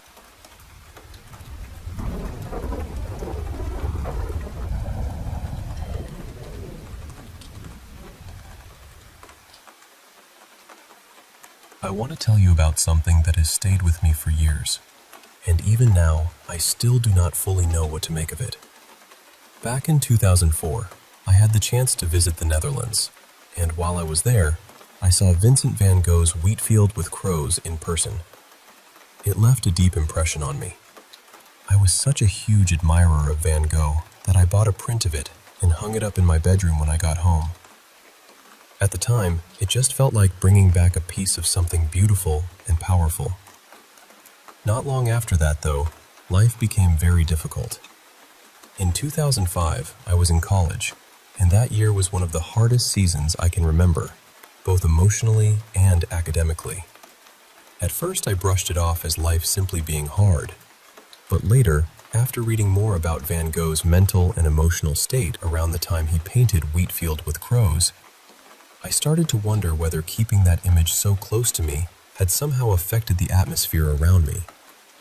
Maybe that sounds strange, I know. Still, the feeling was strong enough that I took the print down, rolled it up, and tucked it away. The following year, things began to ease. I felt steadier. My studies improved. My personal life became lighter too. Whether that had anything to do with the painting, I honestly could not say, but I noticed it. Then in 2025, while sorting through old belongings, I came across that same print again. I stood there holding it, and I remember thinking, surely an object cannot carry that kind of weight. Surely a print is just paper and ink. So I decided to hang it in my office. But even that felt odd from the start. It would not stay up. I used different pins, repositioned it more than once, and somehow it kept falling down. Part of me laughed it off, but another part of me quietly wondered if I was making a mistake. Eventually, it stayed on the wall. And then, little by little, everything seemed to unravel. I was in a major car accident. The car was completely totaled, though somehow I walked away without an injury. Then a close family member passed away, and not long after that, my friend Daniel died unexpectedly. He was far too young, and his loss shook me deeply. Around the same time, I also lost both of my dogs in a terrible accident. My mother had to undergo a minor operation as well, though thankfully she recovered well. After all of that, I took the print down again. I rolled it up, put it away, and left it there. And once again, in time, life seemed to settle. I know how this sounds. I know there are logical explanations, and maybe this was all nothing more than coincidence stitched together by grief and memory. I am not claiming the print is cursed, but I cannot deny that the pattern has stayed with me, and I still find myself wondering whether there was some connection, however impossible that may seem. What makes it even stranger to me is that I love Van Gogh's work. I have other prints, including Starry Night, and they have never brought me anything but peace and admiration. I am deeply drawn to his art and to the story of his life. So I suppose what I am really asking is this: have you ever had an experience like this with a painting, a print, or even just an ordinary object that seemed to carry an energy you could not explain?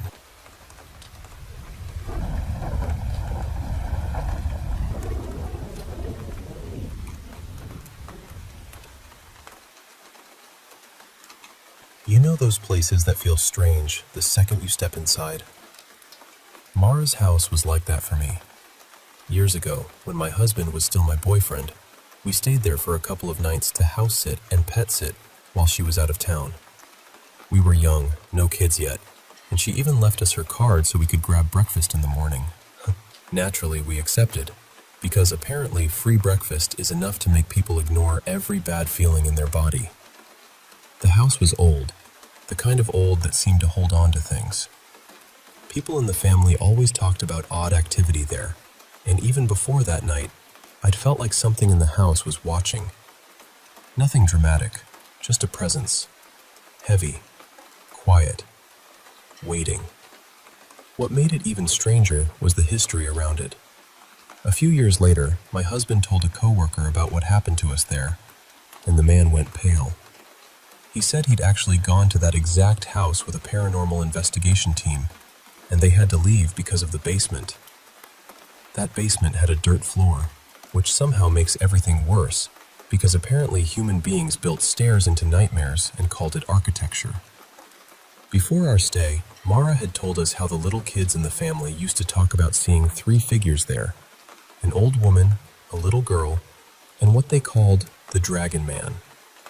They were all around toddler age at the time, just old enough to talk clearly, and they kept describing those same 3 figures over and over. That stayed in the back of my mind. So we got there that evening, and the first odd thing happened right away. Mara had this dog, a red-nosed pit bull, sweet with her, but usually not good with men. I remember telling my boyfriend to wait while I got the dog settled first. But the second we walked in, that dog completely ignored me, ran straight past, jumped up on him, and started licking his face like they'd known each other forever. I just stood there staring, thinking, well, that's not normal. I showed him around the house after that. In the kitchen, there was this one exact spot on the floor where every dog Mara had ever owned would scratch for no reason. Different dogs, same place, every single time. The house itself had a strange layout too, especially upstairs. And at the time, the bathroom didn't even have a real door, just a curtain hanging in the doorway. She was fixing up the place while living in it, doing her best, but the whole house had this unsettled feeling to it. That night, we stayed on this big couch in the living room, watching a movie until we fell asleep. And that's when everything started.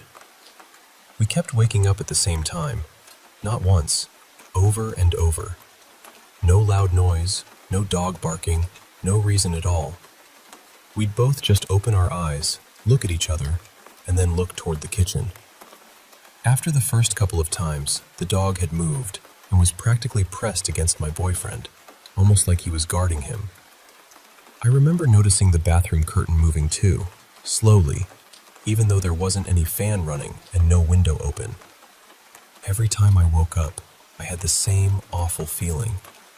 It felt like something was standing in that kitchen, just staring at us. Not moving, just watching. By the last time we woke up, I was already on edge, but then I looked at him and my stomach dropped. He'd been wearing a silver chain all night. I had seen it every single time we woke up, but now it was gone. Just gone. And on both sides of his neck were bruises, long and dark, shaped like fingers. It looked like someone had grabbed him by the throat. The second we walked in, she looked at his neck and panicked. She asked what happened, and we told her everything. Then we told her which house it was. She stopped cold and said, "Wait, the one that sits back off the road by itself? Across from where the drive-thru is now?" We said yes. Then she told us something that changed everything. That house had belonged to my husband's family generations earlier. It was his great-grandparents' home. His grandfather had grown up there with his siblings. There was even an old family photo of them standing in front of that very house. And then the pieces started falling into place. His mom told us his great-grandmother had died choking in that house. The old woman. She also told us one of his grandfather's sisters had died there as a little girl from pneumonia. The little girl.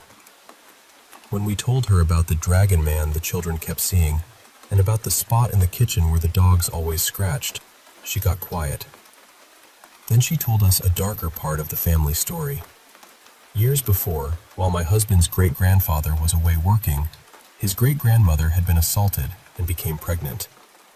The baby was kept and raised by the family, but the man responsible disappeared. No one knew what happened to him. And maybe this was just us trying to make sense of something senseless, but all of us had the same thought at once. What if the Dragon Man was him? What if he was somehow still there? That thought got even harder to shake later on. At one point, another cousin and my husband's mother went down into the basement and found a pile of things that had gone missing over the years. Random stuff people had looked for and never found. And mixed in with it was his silver chain.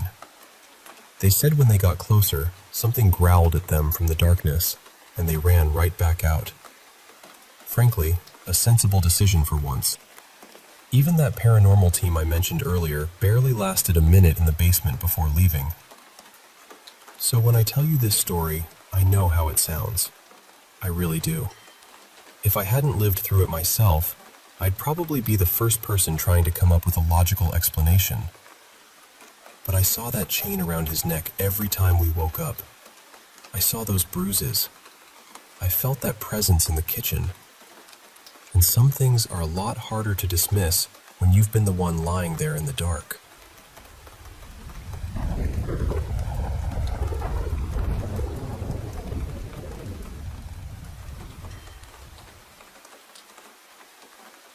I want to start by being honest with you. I'm 68 years old, and I'm living with advanced multiple myeloma throughout my body. On top of that, I've also been dealing with a few other serious health conditions. So the truth is, I know my time is limited. Of course, in a way, that's true for all of us. We're all moving toward the same ending. The only mystery is when it comes and what carries us there. I joined this group because I've had experiences in my life that I still can't explain. And I guess I'm in a strange place spiritually. I'd call myself mostly agnostic, but I also can't shake the feeling that there's something beyond all of this, something bigger than what we can see. Then again, maybe part of that is just me being human, not wanting to believe everything simply goes dark when we die. When I read through the posts here, I find myself relating to so many of you. Over the years, I've taken those personality tests people hand out at work and in different programs, and I always seem to land right in the middle, half drawn to logic and evidence, half drawn to mystery and faith. It's been a real struggle inside me. I want clarity. I want something solid to hold on to, especially now. There are a couple of questions I've been carrying, and I hope you'll hear them in the spirit they're meant. I'm not trying to offend anyone. I'm sincerely trying to understand. If you believe in God, what is it that makes you believe? When I asked myself that question, I had to be very honest. A lot of what I once called belief seemed deeply tied to how I was raised and what my parents believed. And when I stripped all that back, I realized I wasn't always sure what was truly mine. Then I asked myself why I still feel there's something more out there, and why it's so hard for me to accept the idea that death might simply be the end. The best answer I could come up with was this. Part of it comes from the things I've experienced that I can't explain, and part of it comes from my own sense of self, that deeply human part of me that wants to continue somehow. I think a lot of us carry that. Maybe it's ego, maybe it's hope, maybe it's something deeper. I honestly don't know. And yet, some people seem able to accept that this life is all there is, and that when it ends, it ends. I don't fully understand how they make peace with that, but I know some do. So I'm asking you, sincerely, what do you believe and why? Maybe something you say will give me a new path to explore. Maybe your words will help me understand myself a little better. Maybe something will click in a way nothing else has. I'm not looking for a perfect answer. I don't think there is one. I'm just hoping for an honest one.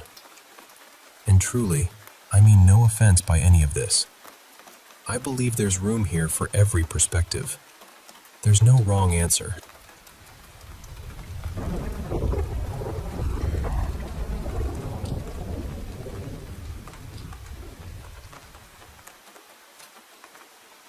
Have you ever had a feeling so strong, it didn't seem like a feeling at all? but more like your whole body knew something before your mind could catch up. That's what it's been like for me for as long as I can remember. I've always been really sensitive to people's emotions.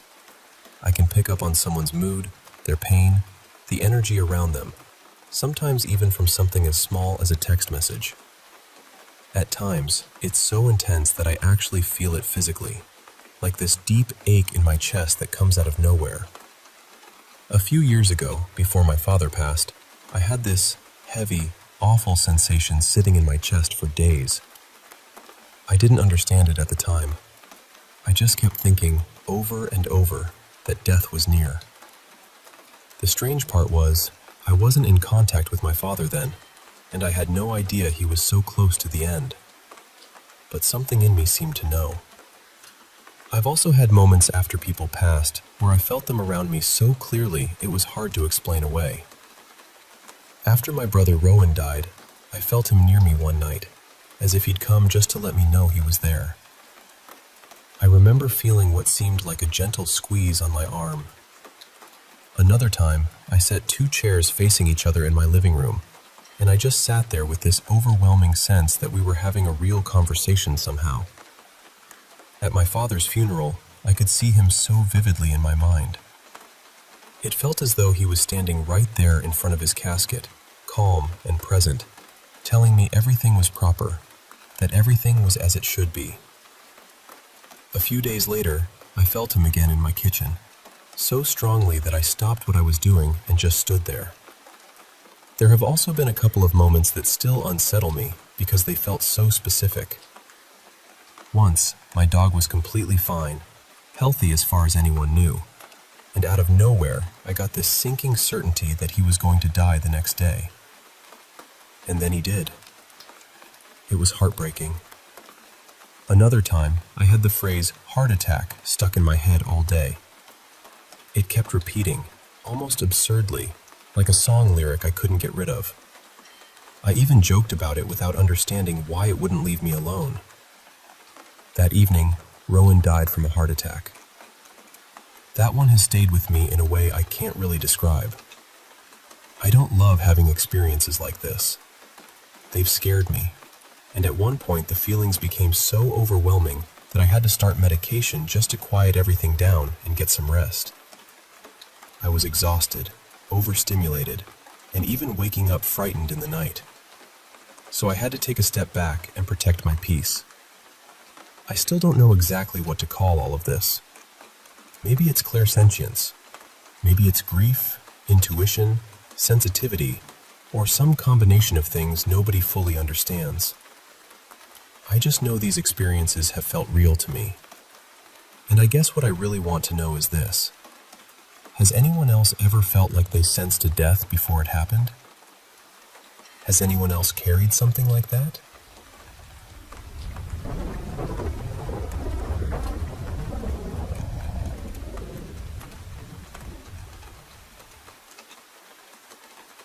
So, this happened about 3 years ago, when I moved with my family into a small apartment building. At first, everything felt completely ordinary.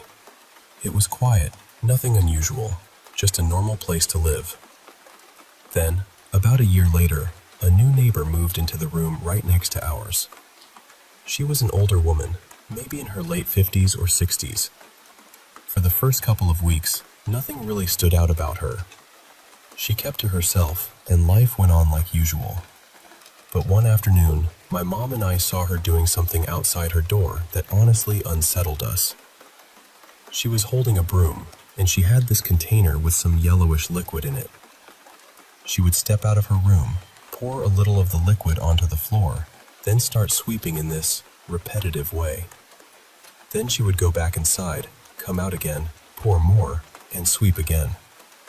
She repeated it over and over, almost like she was performing some kind of ritual. When she was done, she just walked back into her room as if it were completely normal. A few minutes later, she left the building, and I remember standing there with another neighbor, just talking about how strange it all was. That was only the beginning. The next week, things started getting a lot worse, especially at night. We began hearing her shouting inside her room, like she was having a full-blown argument with someone. It wasn't just talking loudly either. It sounded intense, like a real fight. There was yelling, swearing, and sometimes noises that made it sound like she was hitting someone or throwing things around. The disturbing part was that, as far as anyone knew, she lived alone. People in the building got curious and nervous, so a few neighbors tried to check from outside near the window where you could sometimes see into part of the room. And every time, there was no one else there. No visitor, no second person, nobody. But the sounds kept happening, and enough people heard it that it became something everyone whispered about. People were genuinely scared. This went on for around 2 months while she was living there. Then one of the neighbors said they'd been seeing her almost every night around 3 a.m. up on the terrace. They said she would run back and forth with a broom in her hand, her hair completely loose, moving in this really unnatural way, bent forward like her posture wasn't quite right. I never saw that part myself, so I can't claim it as something I witnessed directly, but a lot of nights we did hear footsteps running across the terrace around that same time. Eventually, she moved out, and just like that, the shouting stopped. The running sounds stopped. Everything went quiet again. But the part that still bothers me didn't end there. Ever since that time, I've been seeing something in the apartment that I still can't explain. It looks like a pale, human-shaped figure, almost like the outline of a woman, maybe someone in her 20s. It isn't dark like a normal shadow. It's white, or kind of faintly glowing. I only ever see it in darker parts of the apartment, and whenever it appears, it stays there for several seconds, sometimes 7 or 8, before fading. Sometimes it even seems to shift slightly, like it's moving just a little. And this is not a one-time thing. It happens a lot. Honestly, almost every day. Just yesterday, I was alone on the terrace, talking to friends, and I was sitting near the staircase by this brick support next to the water tank. Out of nowhere, I saw that figure come up the stairs, move close to where I was, and then disappear. It happened so suddenly, but clearly enough that I know I saw something. It also usually happens when I'm alone. I can be distracted, in the middle of talking to someone or doing something else, and I'll still suddenly notice it. This has been going on for about 2 years now, and I still don't know what to make of it. I'm not saying it's a ghost. I honestly don't know what it is. But after everything that happened with that neighbor, and the fact that I keep seeing this figure in the same place over and over again, it's hard not to feel unsettled. I still catch myself wondering whether it's just my mind playing tricks on me, or whether something about that time never really left.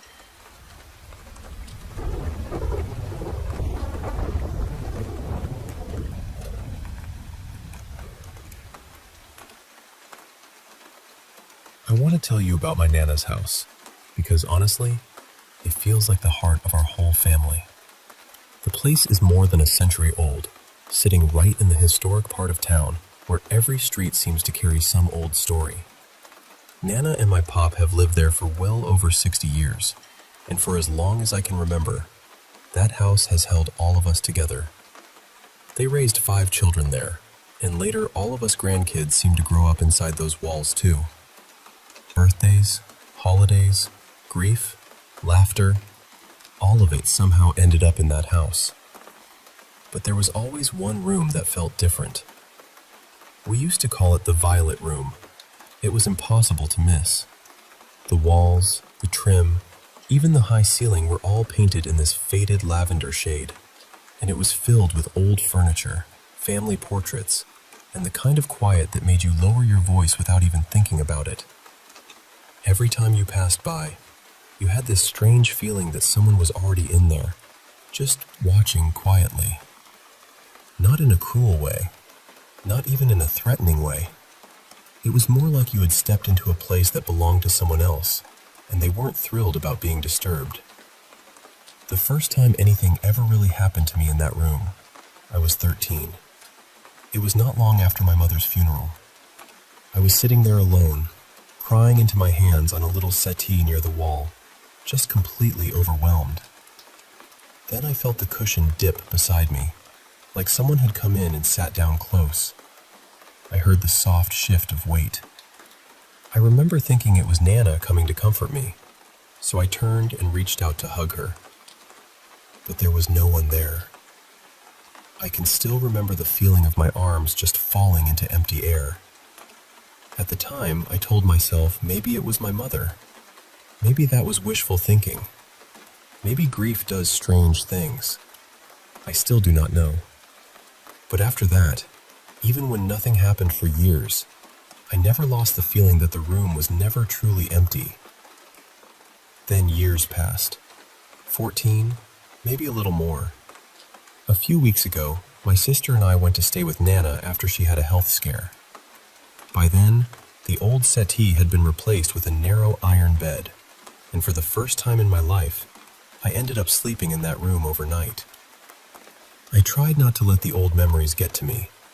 I told myself I was too grown for that kind of fear, and eventually, I drifted off. The first time I woke up, I heard this faint rustling sound. Soft movement, like someone shifting their feet. I was too sleepy to think much of it, and I just sank back under. The second time it happened again, only louder, nearer. I cracked one eye open and honestly assumed it was my sister.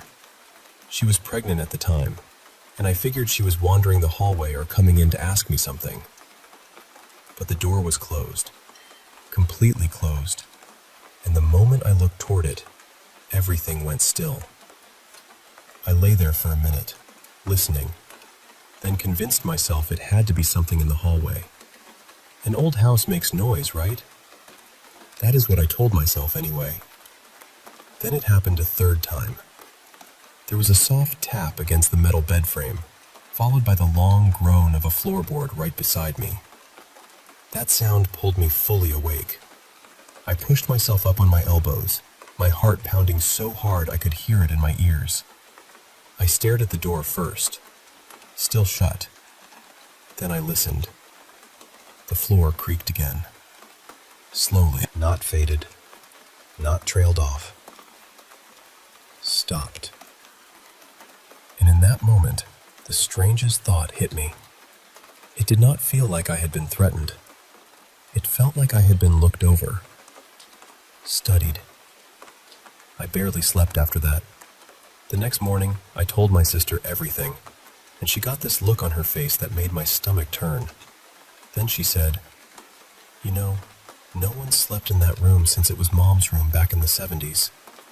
You're the first one in all that time. Maybe it just wanted to see who was in there." I hated how much that made sense. I still do not think whatever was there meant me harm. I really do not. But I also know this much for sure. I will never spend another night in the Violet Room.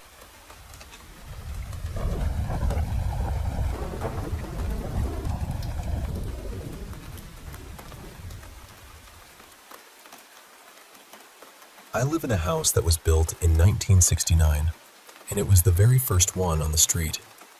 My family bought it from the original owners in 2020, right in the middle of the pandemic. And honestly, during that first year living here, I went through two experiences that completely changed the way I think about the paranormal.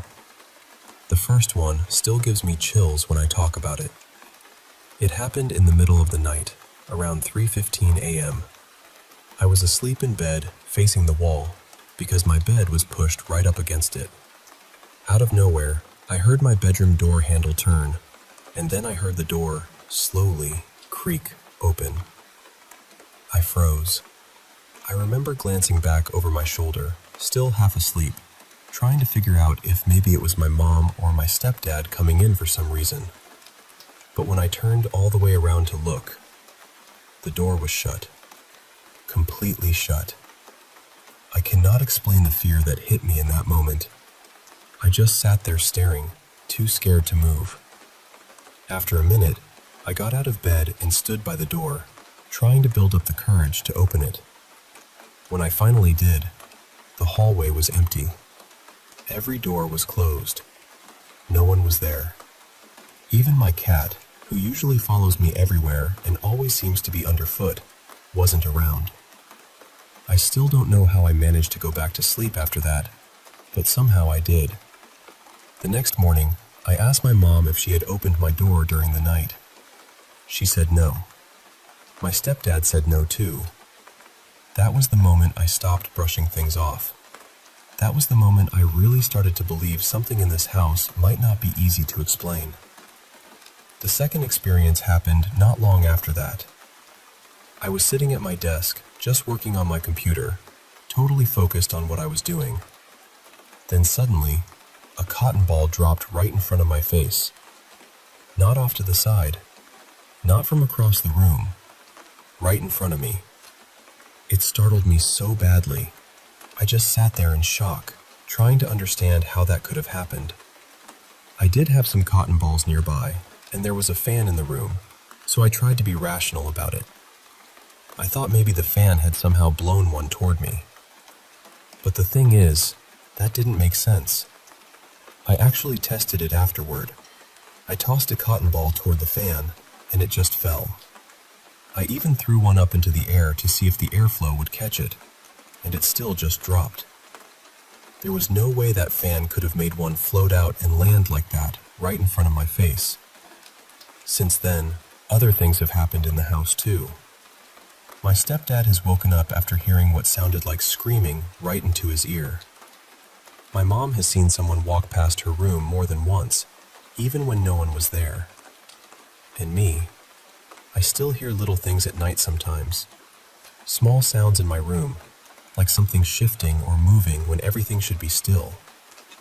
I've gotten so used to it that it doesn't scare me the way it used to, which is probably the strangest part of all. So that's my story. I wanted to share it with you because these experiences felt real, and they've stayed with me. Maybe it's one spirit. Maybe it's more than one. I honestly don't know. I just know this house has never felt completely empty.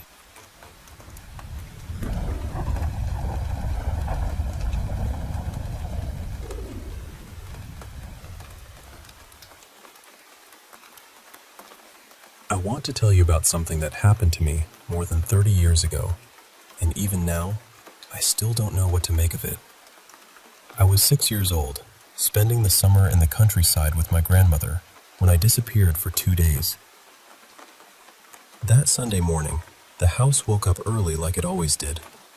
My grandmother and uncle had gone out to feed the animals before church, and when they came back to get the rest of us ready, I was gone.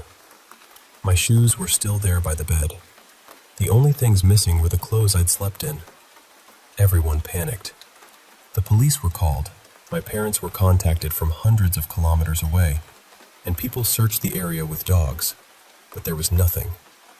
No trail. No explanation. 2 days later, some hunters found me deep in the woods, around 11 kilometers away from my grandmother's house. What unsettled everyone was that I didn't look like a child who had been lost in a forest for 2 days. I wasn't dirty. I wasn't hungry. I wasn't crying. I was calm.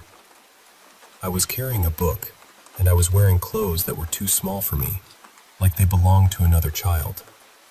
And the strangest part was this. I had shoes on my feet, even though the shoes I had worn before disappearing were still back at the house. When the police questioned me, I said things no 6-year-old should have been saying. I told them I had come from a school, but not the kind children normally go to. I said they had taught me how to be myself, who I was supposed to be, how I should act.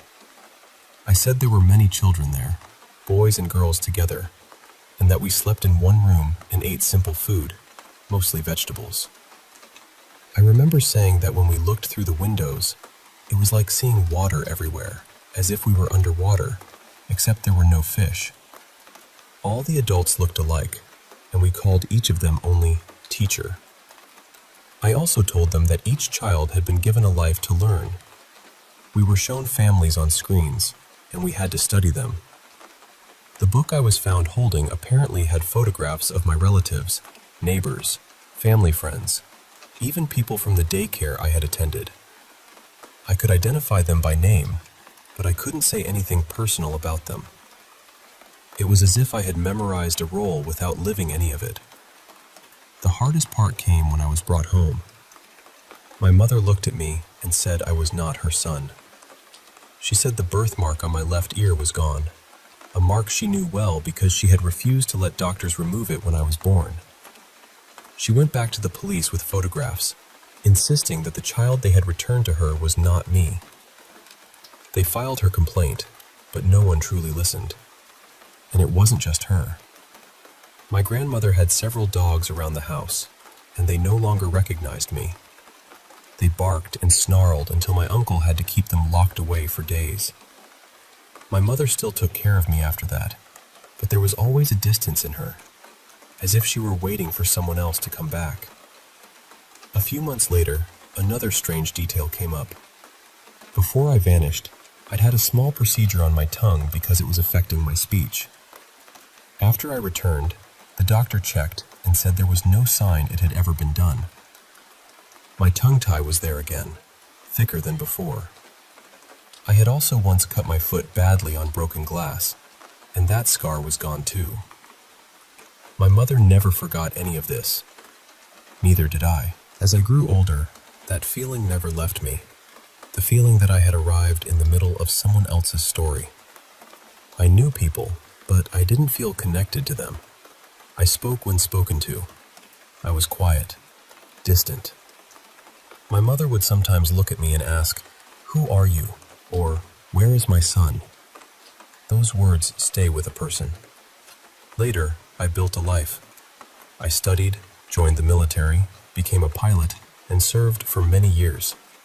Flying gave me peace in a way nothing else did.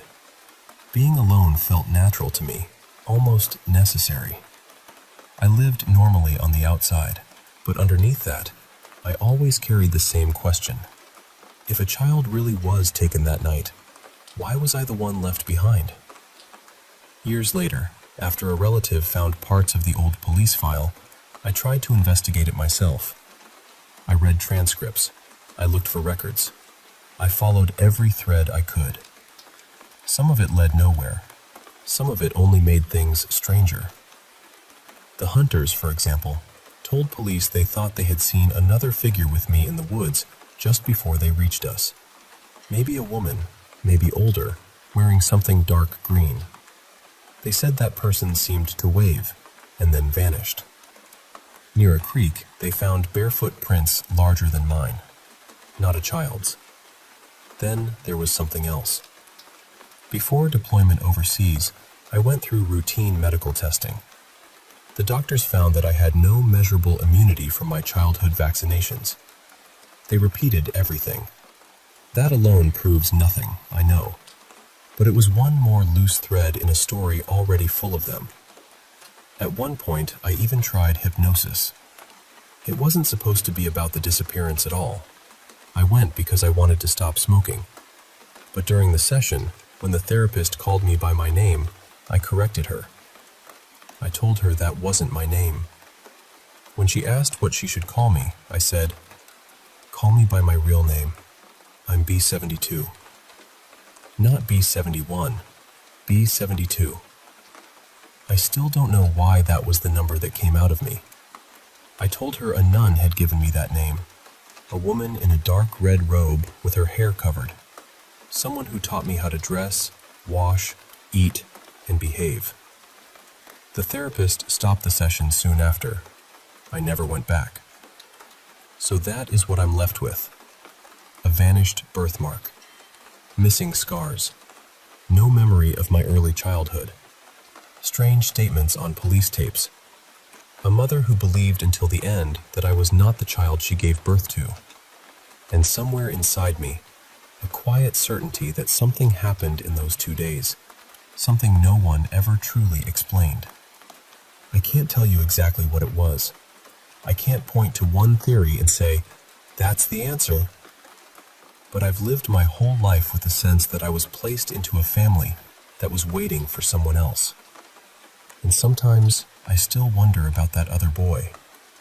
if he was real, if he remembers anything, if he ever missed us, or if he also woke up one day in a life that did not feel like his own.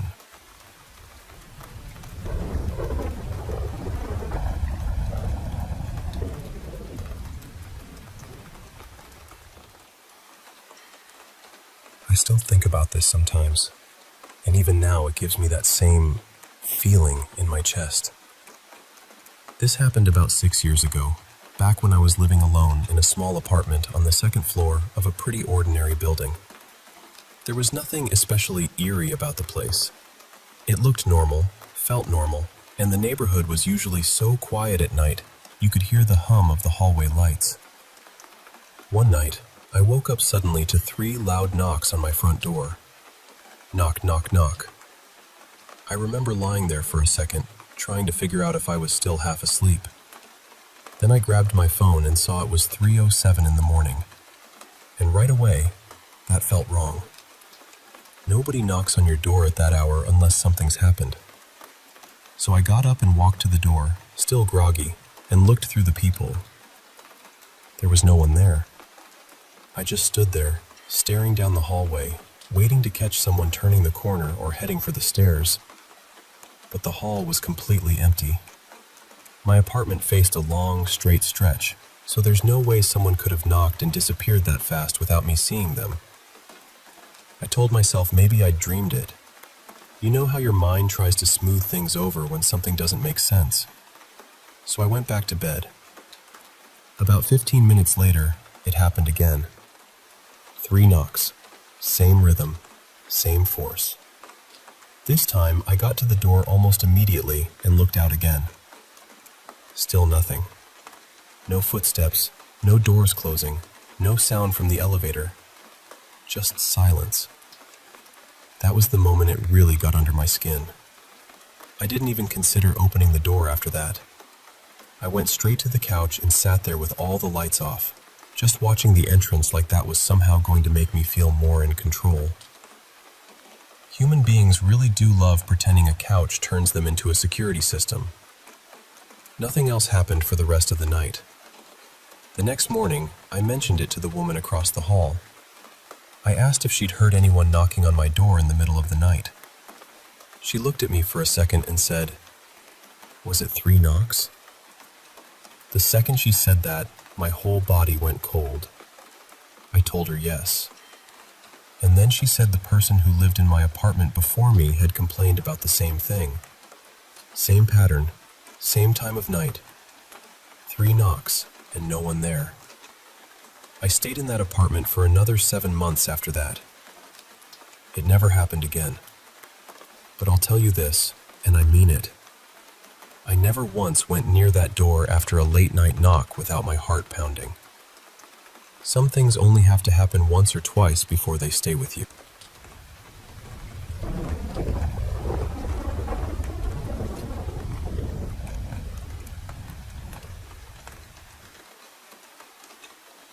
I want to tell this carefully because I know how this sounds, and believe me, I have tried very hard to explain it in every rational way first. Before I get into the strange part, I need you to know this. We are not the kind of family that ignores mental health or jumps straight to wild conclusions. We talk openly with each other. We stay in touch with doctors. Several people in this house are veterans, so PTSD, stress, sleep issues, all of that has been taken seriously and talked through. I have already ordered security cameras. I am getting a carbon monoxide detector too, and I have even put little bells on a few doors just to keep track of movement. I am doing my best not to let fear get ahead of facts. The house itself has been part of my life for a long time. It belongs to my parents, and I lived here through my teens before I moved out. A few years ago, after my husband left the military, we moved back in to save money and help out, because the house is big enough that we can all fit without living on top of each other. So right now it is me and my husband, my parents, and my grandfather all under one roof. And honestly, the house has always felt a little off. For years, it was mostly small things. Objects would disappear and show up later in odd places. Cabinet doors would be left hanging open when no one remembered touching them. Every now and then, one of us would think we heard our name or catch a shadow in the corner of a room. Nothing dramatic, nothing that felt impossible. We always brushed it off. Background noise, stress, tired eyes, the brain making patterns where there are none. You know, the usual tricks a mind plays on itself. One important detail is my mom has a disability, and during bad flare-ups, she cannot always get comfortably into her bed. When that happens, she and my dad often sleep in recliners in the living room for days at a time because it is just easier on her body. That matters because over the past year, things have gone from mildly unsettling to genuinely hard to explain. A glass dish was knocked right out of my hands one evening. I mean swatted, not slipped. It hit the floor and shattered, even though it was one of those heavy, supposedly unbreakable ones. More than once, we have come home and found every cabinet in the hallway standing open. Lately, the whole house has been waking up at almost the exact same time in the middle of the night, usually somewhere around 2 or 3 in the morning. Not one person, not 2 people, everybody. And there has never been any obvious sound or disturbance that we can point to. Even my sleep tracker shows nothing unusual when it happens. The bathroom light has switched on and off by itself. I have stood in the hallway and seen what looked like a man just standing there. Not moving, not speaking, just there. That alone was enough to rattle me for weeks. And things vanish constantly now. Not just misplaced keys or a missing sock. Important things. One of the strangest examples was my grandmother's Social Security card turning up inside an old wallet in the garage, tucked away in a place she never would have put it and never even used. But the thing that finally pushed me to tell this story happened tonight. My mom is in another flare right now, so my parents have barely been using their bedroom. She has been keeping a few changes of clothes nearby so she does not have to make the trip back and forth. It has been several days since either of them really spent time in that room. Sitting right in the middle of the bed was a full bag of cat food. Not an empty one, not a torn one the cats dragged around somehow. A full, unopened bag we had only bought recently. The cats are not even allowed in that room, and no one had any reason to carry it in there. No one admits to moving it. No one remembers touching it at all. And that is the part I cannot shake. It was not a tiny object someone could absent-mindedly set down and forget. It was a heavy bag of cat food, placed dead center on a bed in a room nobody had been using. My grandfather lives on the opposite side of the house in his own little suite, and he is not mobile enough for that to make sense either. So that is where I am with this. I am still trying to be practical. I am still looking for real explanations. But I cannot lie to you. I am scared now. What started as little oddities has turned into something that feels deliberate, almost like the house wants to be noticed. And I do not know what to call that.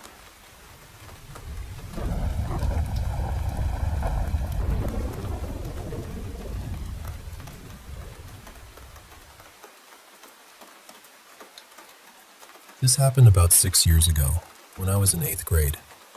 I still remember it so clearly because, at the time, life already felt heavy in ways I didn't really know how to explain.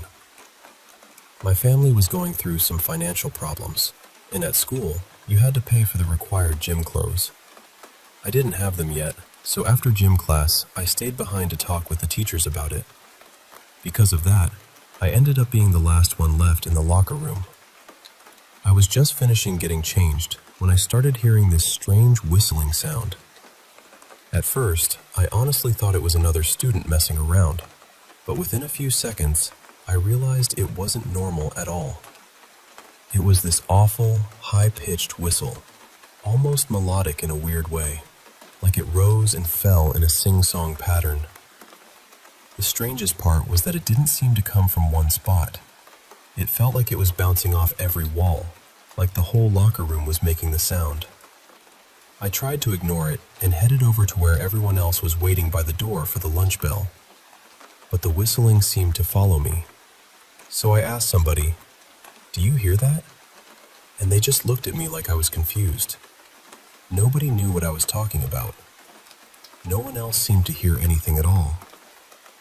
That's when it really started to get under my skin. When I got home, I told my friend Mason about it. He was really into paranormal stuff, ghost stories, all of that. He listened, but I could tell he wasn't fully sure whether to believe me or not.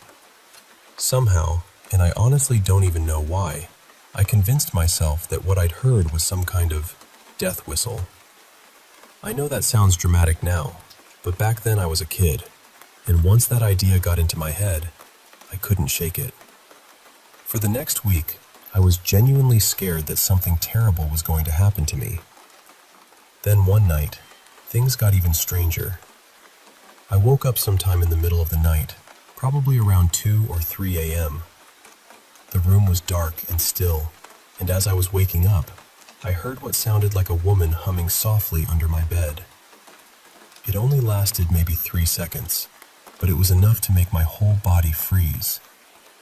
Then it stopped completely. I just lay there, trying to make sense of it. After maybe 20 minutes, I started telling myself it had to be my imagination. I had LED lights running along the bottom of my bed frame back then, so I could actually see underneath it if I leaned over. Eventually, I worked up the nerve to check. There was nothing there. I finally fell back asleep, but then I woke up again around 5 a.m. This time, I heard growling under my bed. Not a small sound either. It sounded deep, almost like a large dog, or even something wilder. I checked again, heart pounding, and once again there was absolutely nothing there. And that was it. Nothing like that ever happened again after those nights. No more whistling, no more sounds, nothing.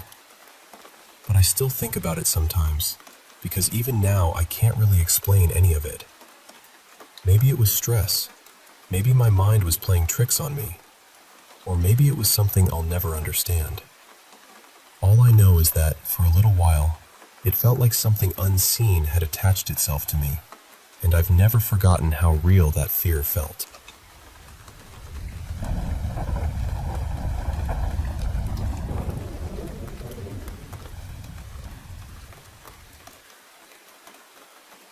I'm 24, and I live with my boyfriend Marcus, who's 26, in this old townhouse that was built sometime in the 1920s.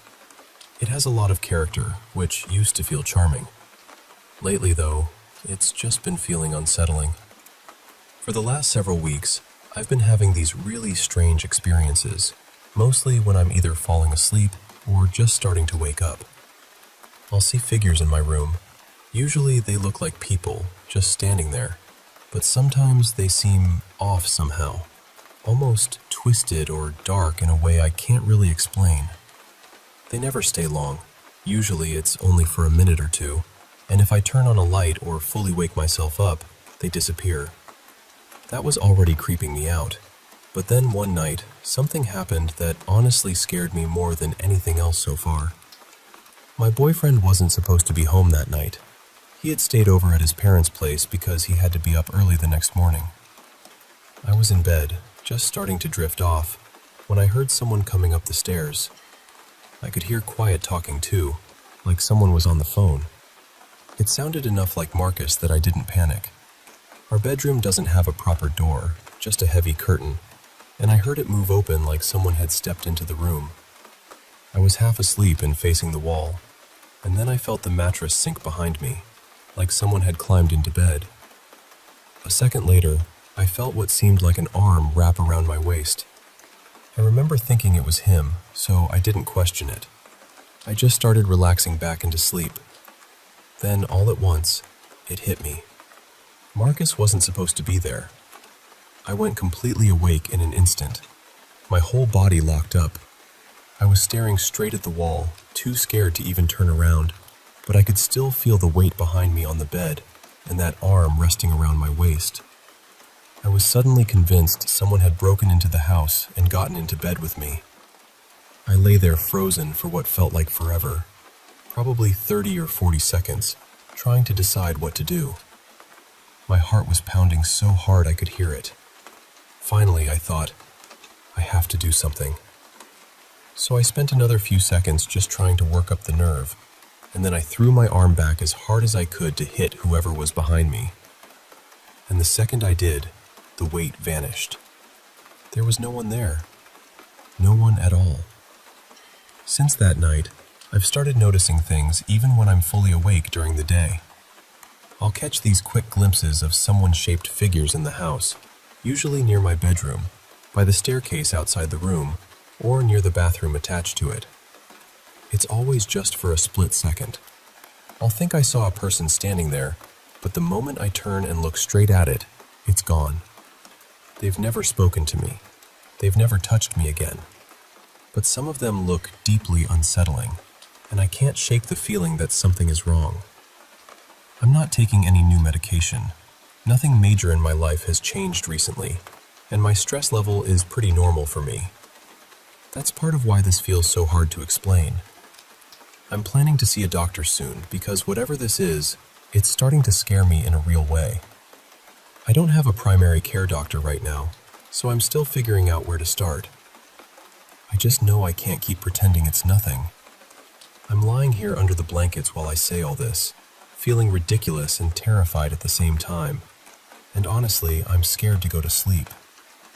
But I needed to tell someone exactly what's been happening, because I don't know what to make of it anymore.